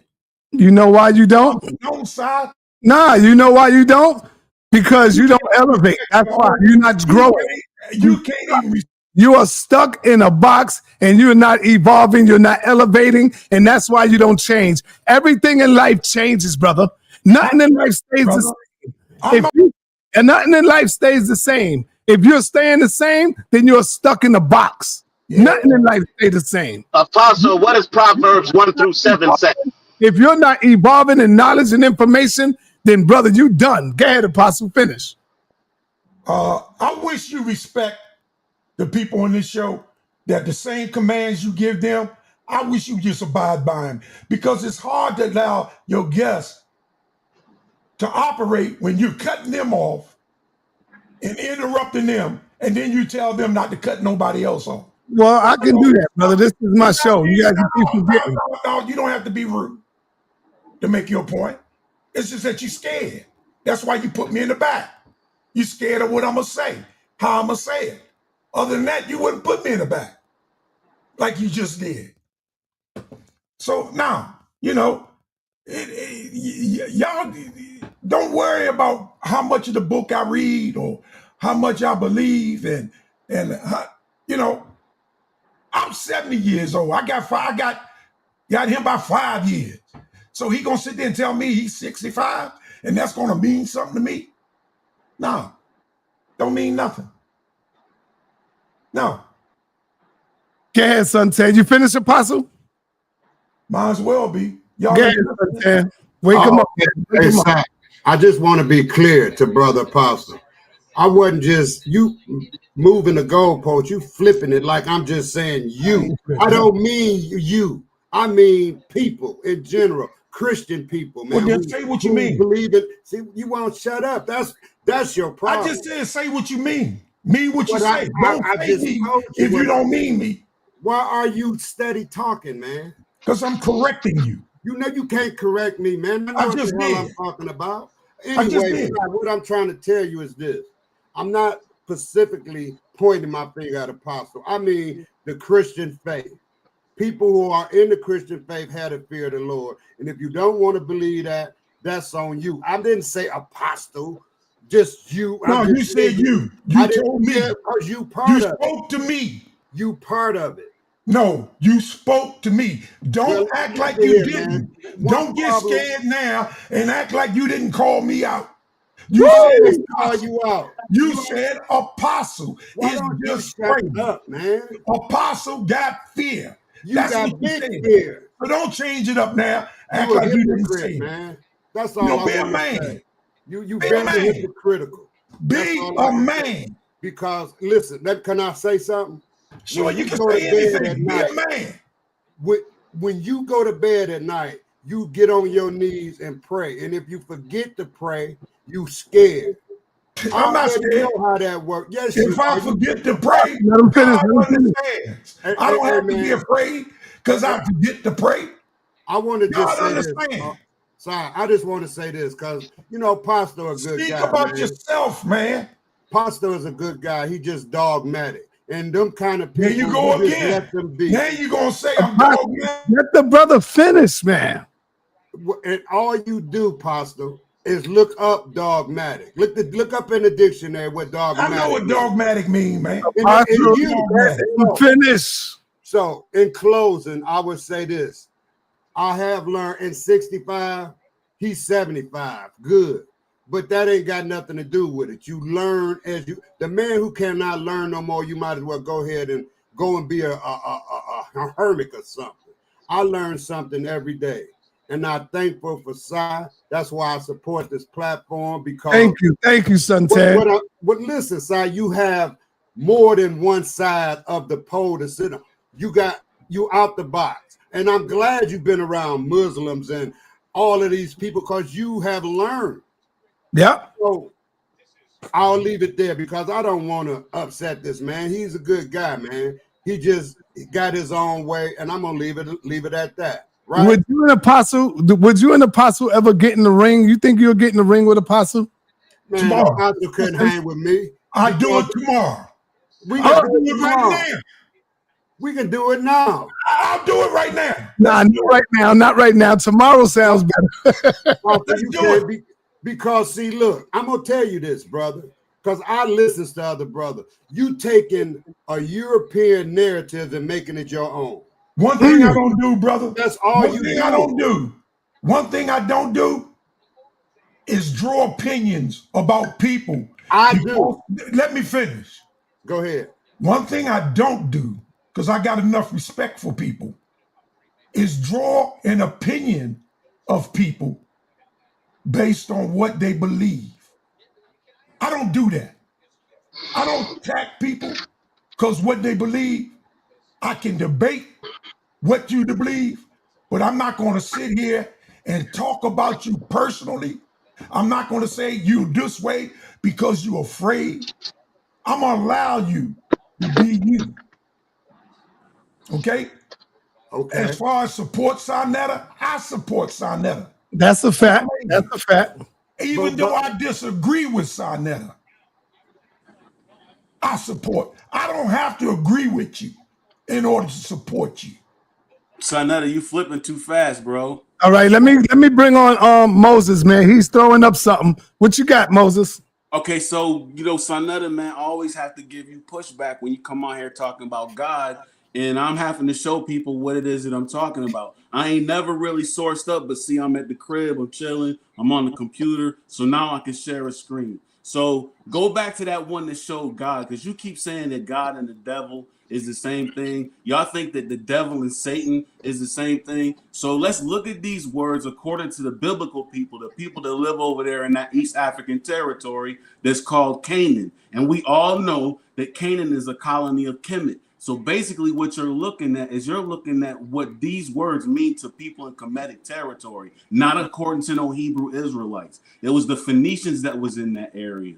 So those references up there, that 430, where it said G said, let the waters under the so on and so forth. That's God said, let the waters under the, and all of those numbers are the same. So when you read what God is, which is actually over there, they're saying Elohim. Elohim, they're not saying God. And the definition, according to them, you see in there where it says magistrates, that's plural. And it finishes out at the bottom with great judges, mighty. So this is God is Elohim. This is a pluralistic. This is basically the Supreme Court in the first civilization, bro. So when you talk about waters being divided and earth being built upon, these are just people building civilization, bro. This is not the invisible man doing all of the stuff that these Hebrew Israelites is talking about. This is us building, bro. Moses 777. Let me ask him a question though. Hold on, Apostle. I want to ask him a question though. Yeah, I want to ask reading from the modern Hebrew, saying it ain't Hebrew. Man, listen. Okay. sa.neter, look. Go now. Switch over. Wait a minute. Hold on. Let me ask you this question though, Moses. Do you believe? Wait, hold on. Do you believe that God created everything? Hold up. I'm sorry. Let him finish. He want to finish. Okay. Okay. I'm talking to sa.neter when he keeps saying that God and the devil is the same thing. Now switch over. They are. All right. So now this is the definition for the English word devil. There is no devil in that old Canaanite territory. That language, these letters don't exist. What does it mean to those people? So the number there is 1228, which is a reference for their language. And in their language, they're saying bakbuk. They're not saying devil. And what does bakbuk mean to them? The word would have been. It says a Let's sa.neter. Son, you gonna respond? No, I'm not. Let him finish, brother. You gotta let him finish. Okay. Bro, according to the professor that studied these people's language, devil to them means a bottle, from the gurgling and emptying of a bottle. Now, what does this have to do with people in Africa? The emptying out of a bottle. What does that is referring to melanin recessive people. In Africa, when you are a melanin recessive person, you are a devil because you are cursed. The sun is messing you up. The sun can kill you in your own homeland. You gotta flee your homeland because you a devil. Devil ain't got nothing to do with y'all thinking about Satan. Now flip to the other one, it's the other word, Satan. There is no S-A-T-A-N in those people's language over there in Canaan. Those letters don't exist. To them, the word is pronounced Satan, and it says opponent, Satan, the arch enemy of good. This is not the invisible man. This ain't no dude running around with a pitchfork. You know how many people, everybody that's in prison right now that got accused of breaking the law, that is a Satan sitting in prison. Jeffrey Dahmer, Timothy McVeigh, George Zimmerman, the dude that killed Philando Castile. We see Satan every day on television. Satan is not the invisible man. And as you can see, sa.neter, God and Satan is not the same thing. God and devil is not the same thing. Please stop calling your ancestors. We did have albino ancestors. We did have melanin recessive ancestors. All right, Moses. Let me let sa.7 tear that shit up. All right. All right, let's go. Yeah, Asar. Okay. Remove your screen. I got something I want to share, sir. Yeah. You would agree with me, Moses 7:7, that God created everything, right? Our ancestors created the first civilization. Yes, I agree with that. Okay, so even the evil intent, I'll go by your premise, right? Evil intent comes from human beings, correct? Yes, that's why we are gods. That's the reason why we create laws, statutes, and commandments, because we know people going to do evil stuff, and we got to put that in check. As gods, that's what not people. Whoever create, all human beings have evil intent. It ain't no people. We all do. We looked at ourselves and saw the evil intent. That evil intent is what the devil is. And when sa.neter uses the word devil versus the word Satan, he's using it in the social construct that we do as Americans in America, using English. He's not using it in the way that you're doing it, because he's using it in a way that we all can understand. Yeah, you're right. You may be technically right about devil and Satan, but you understand what he's saying when he say God and devil is the same. Because God created the devil, or that evil intent is within you, just like the good intent is within you. Both simultaneously exist, brother. It's positive and negative. You can't have the negative. You can't have the positive without the negative side. You can't have the negative without the positive side. They are one. Moses 7:7 and 7. And what you're doing is you're mixing your story with actual tangible proof of who we are as human beings every day. Like sa.neter said, we are the God and the devil, as the metaphorically as the book would speak on that. That's right. What we are. All right, Apostle. Hold up. Let me let Inside Out go, Apostle. And then we got Kassad up in the building. We got to get Kassad in here. Hey, I like what the brother said, who was just speaking, because if you look at the plus sign, right? The plus sign is the plus sign, and if you take out the straight up and down line, you got the negative. But they're both the same. So yeah, that brother's right. sa.neter is right. Now I want to speak to what Elder Santan was saying earlier. He is definitely right about fear. And how do I know he's right about fear?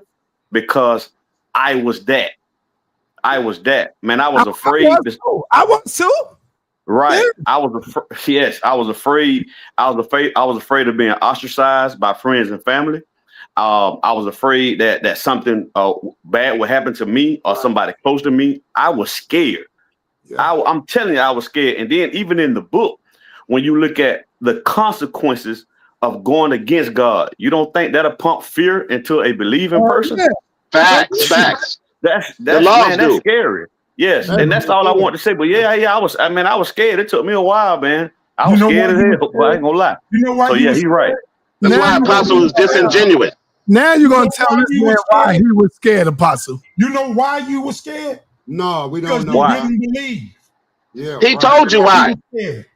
Because if you would believe, you would have found out it would have been nothing to fear.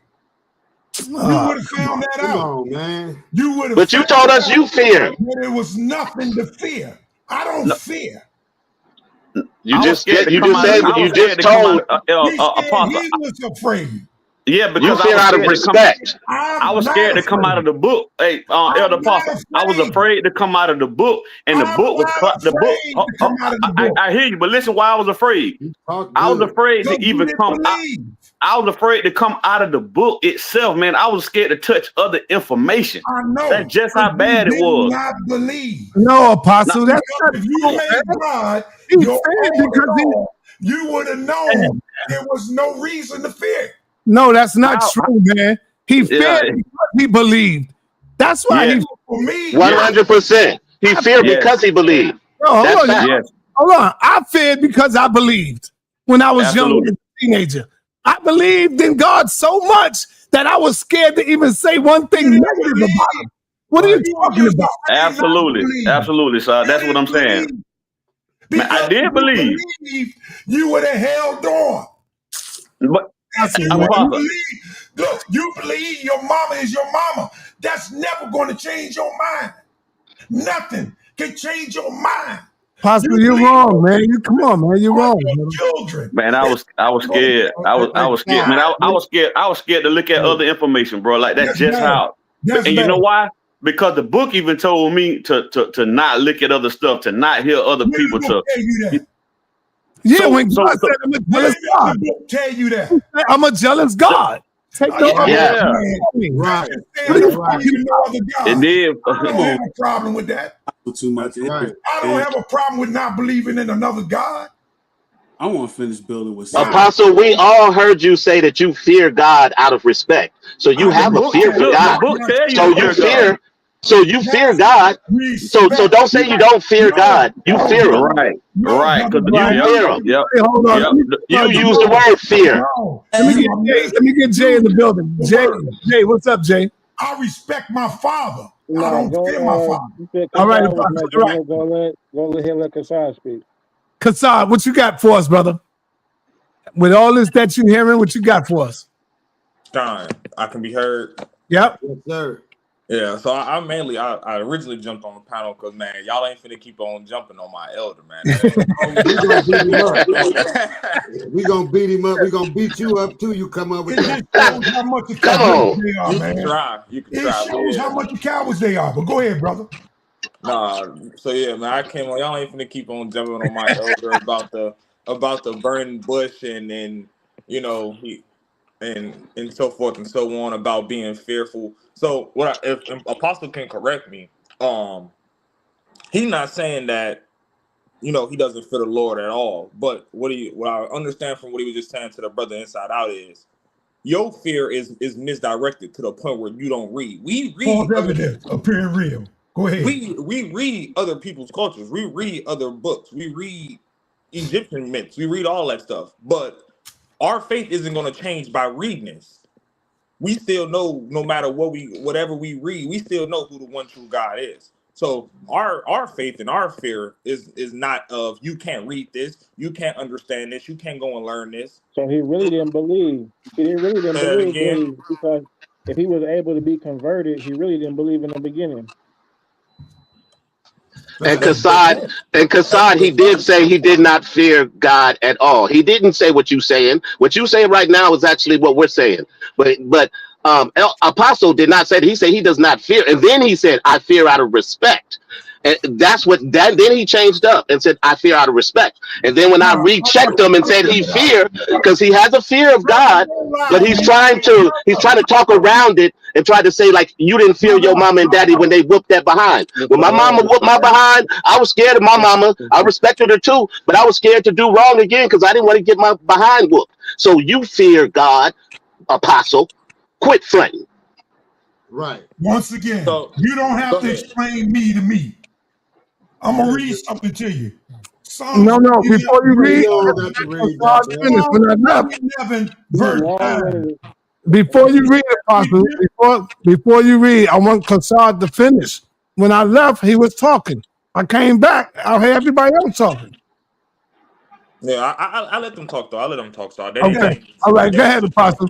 So He sent redemption. Just let me read this real quick. Go ahead. He sent redemption unto his people. He have commanded his covenant forever. Holy and reverence is his name. Look up the word reverence. It's a fear out of respect, out of love. So that do It's qualify not a fear like I'm shaking because he's going to destroy me. Ain't nobody said that, man. Thank you. Nobody said that. Being afraid. But if you disobeyed him, he will destroy you. He said he would destroy you. Fear out of respect. And if y'all can't respect that, then I can't help you. Can't help me, because bro. your You can't own help me.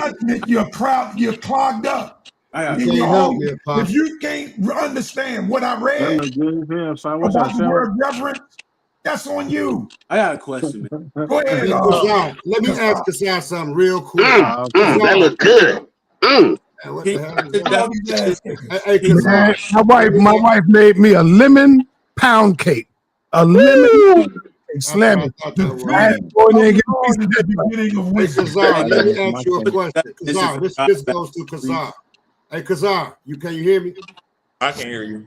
All right, this is the question. Have you, and I know you good enough to tell it just like it is, you man enough to tell me, have you ever feared and thought that it was a real hell that burning with brimstone? No. Okay. I did when I was young. I did too. I did when I was young too.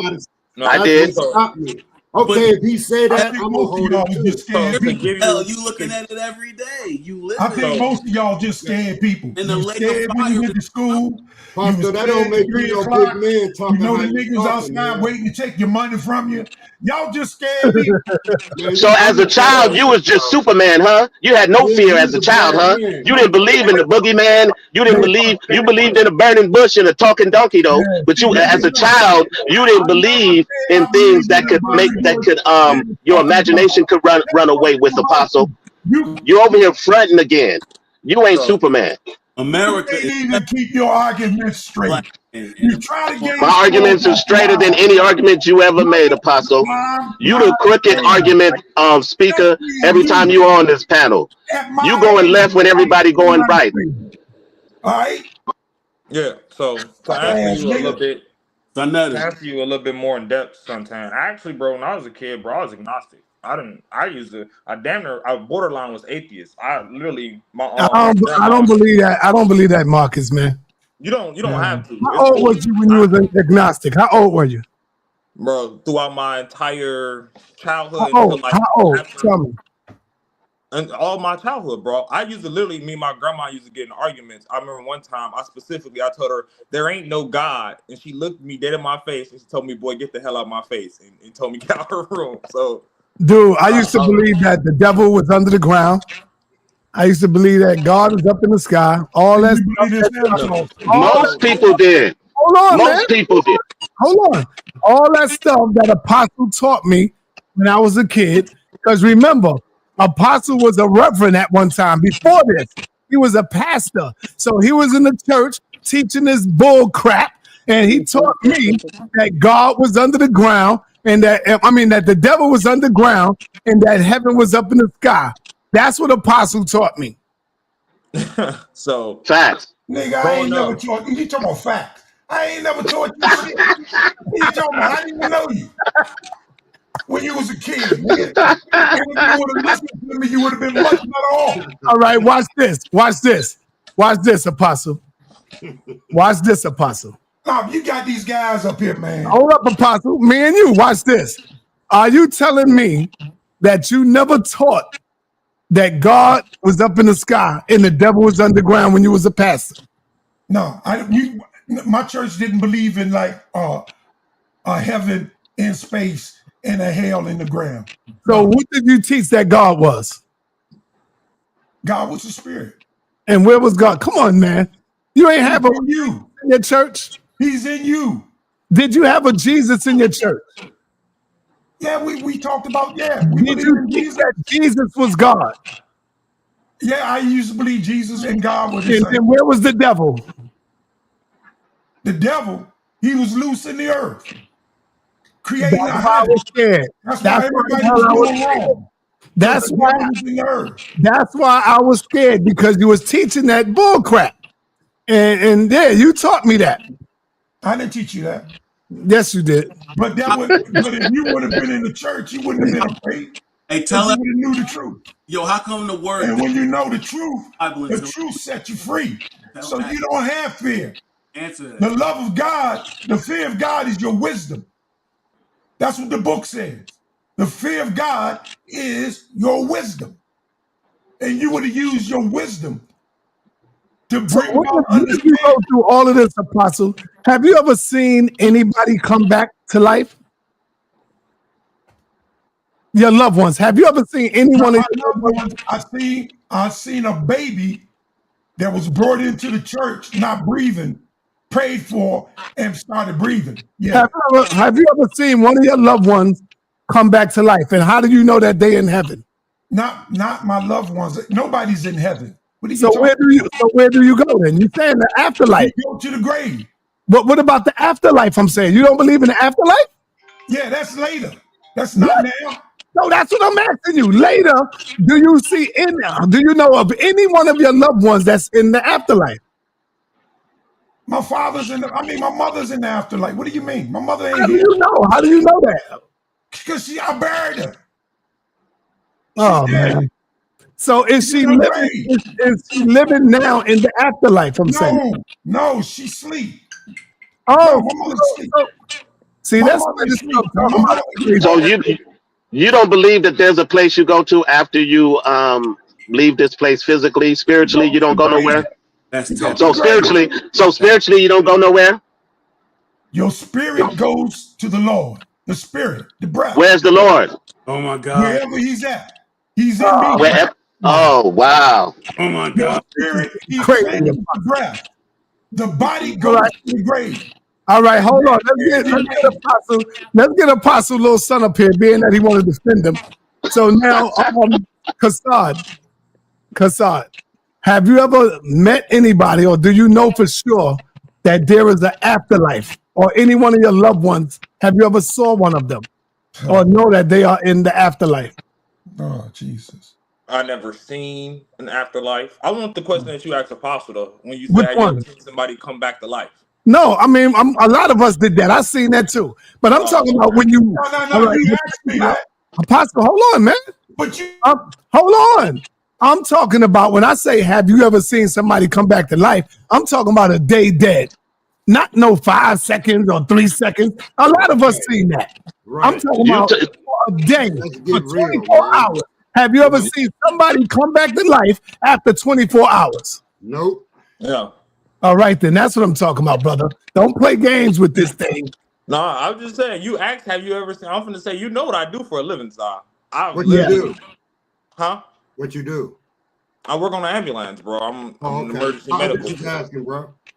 You a medic? Yeah, I'm in the emergency medical field, bro. We literally people that are like literally. Yeah, I know. That's why. Let me ask you this. If your heart stops beating, are you legally dead at that point, or when does your spirit separate from yourself when your heart stops beating? Yeah, how many minutes? How long? Well, because your heart stopped beating, it don't mean your brain You're is dead. Exactly. So when do they determine you that you're dead and then they come back to life? Exactly. So that's what I'm saying. Most people that are resuscitated aren't actually dead. Their heart may have stopped for a moment, or Can I say something? Good point. I mean, my uncle just died. I mean, he didn't die, but he said he could hear them. He could hear them. The doctor saying they finna watch the band before he woke up, before they actually found a pulse and brought him back to life. You know what I'm saying? He had. well, now you're proving my point. Yeah. You're proving my point, Jay, because there's documentaries about people who claimed to have been dead, or they thought they were dead, but when they did deeper studies, that's what I'm asking. Because when the heart stopped, there was still consciousness, right? They were still alive. He could still hear. He could still hear. So when we really haven't measured when someone dies and comes really back. That's why no one's ever came back after being dead for 3 days and rose. No one's never done that. No human being's ever done that.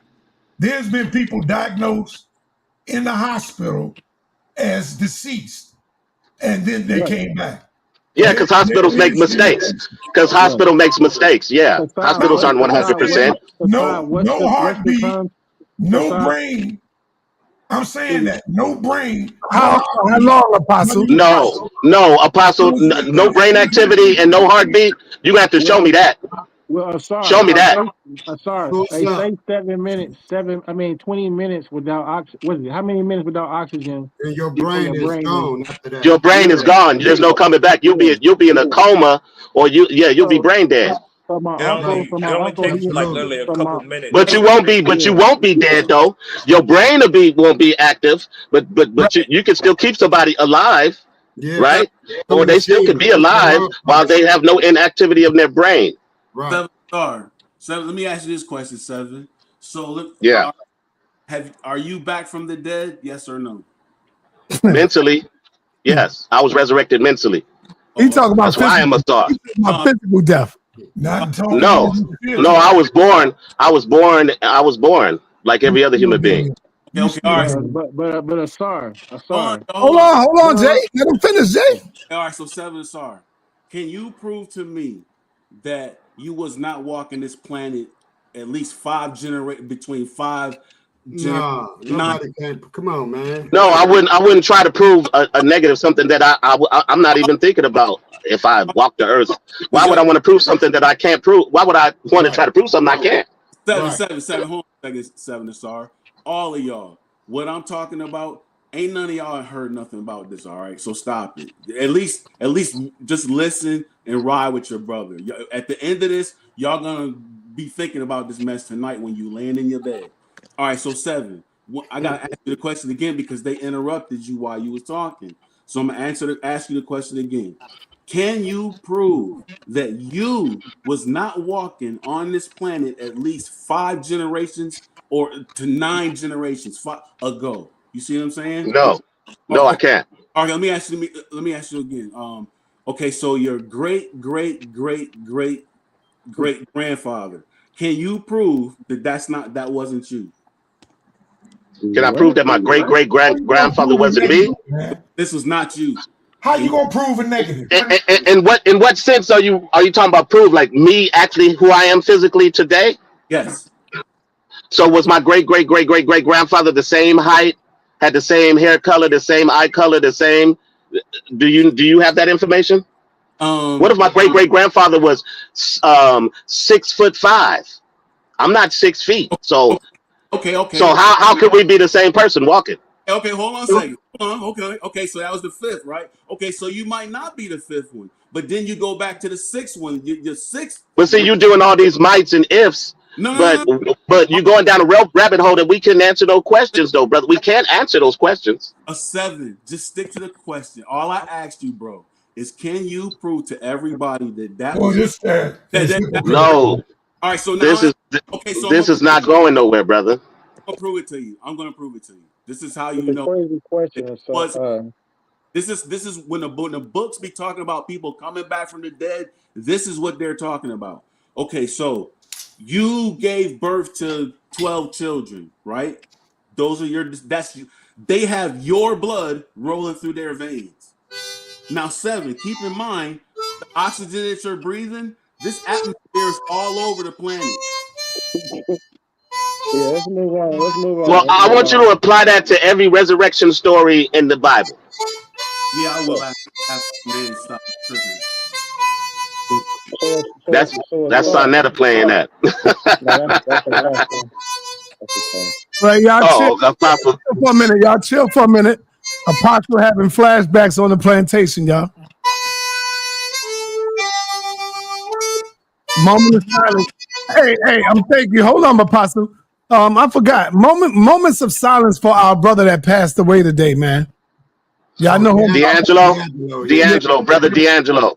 All right, moment of silence. Let's give him some moment of silence, y'all.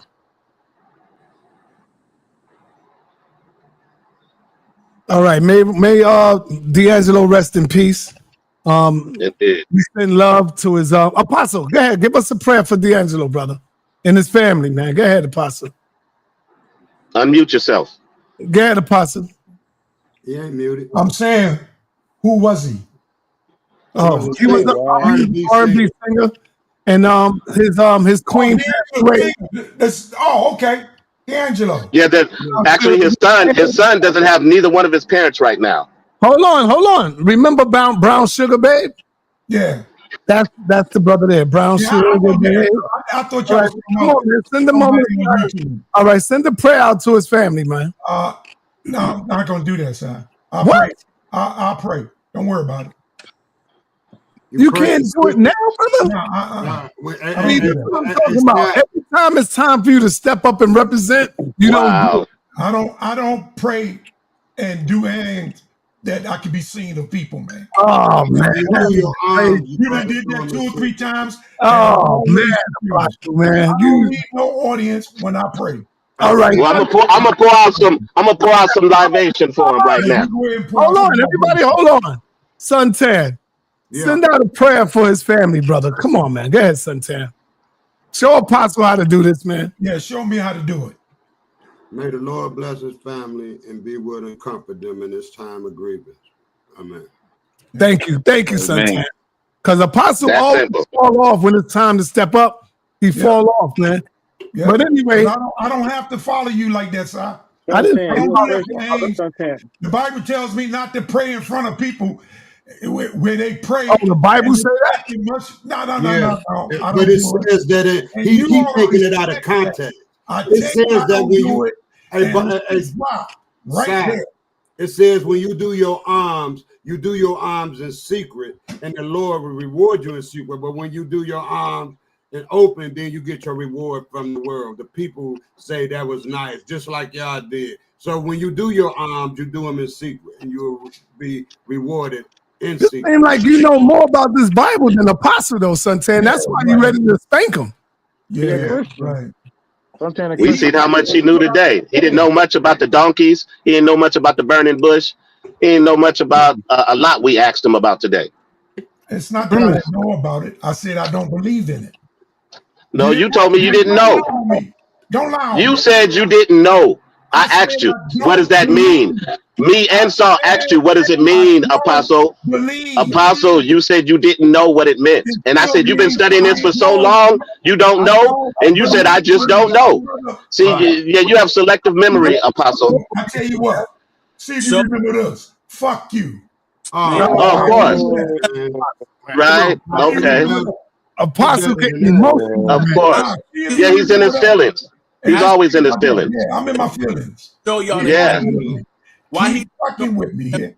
For the English word. I'm in my feelings. Because Apostle, you're over here being hypocritical. You're forgetting what you're saying. You just talking to try to suit yourself and big yourself up instead of being an elder like you are and take accountability for something. Hey, when I'm proven wrong, I take accountability for that. Can you do that as our elders? Show us that as an elder. You can't do that. Apostle, show us Apostle, show us the Hebrew definition for the English word donkey. Inside out. Go ahead, brother. Because we want to know if you really are correct. A lot of us, we don't even know what donkey means in the language of those people over there. I don't know what it means. Can you look it up for us, please? Show us instead of telling us fuck you and all that other stuff. Teach us. I could. I just told you what you was reading was Hebrew, modern Hebrew, and you didn't know that. brother. You Just said you was reading Kemetic. listen. He's reading. What he was reading was this Yiddish. platform, He was reading Yiddish, Yiddish. modern Hebrew. The Yiddish. professors, The Masoretic professors have text. That's what he was reading. And he didn't know it. just brother, just go in here. Don't ask me shit, man. Hey, check You this out. want to know what donkey means? Look it up. Yo, that's enough of the profanity now. Come on, man. I agree. I agree. But Hey, these I want guys to get gotta back to Sa's question. This inside out when he was asking about when Sa asked about Hold on. Oh, okay. Yeah, when Sa was okay. Everybody, hold on. I'm starting a new stream. It's already up. The link is in the chat. Hit that link because I got Unc coming on. So y'all want to come on right quick? He's later on, man. All right. Somebody's up here that don't want to play around. All right, peace, y'all. Hit that link. We live already.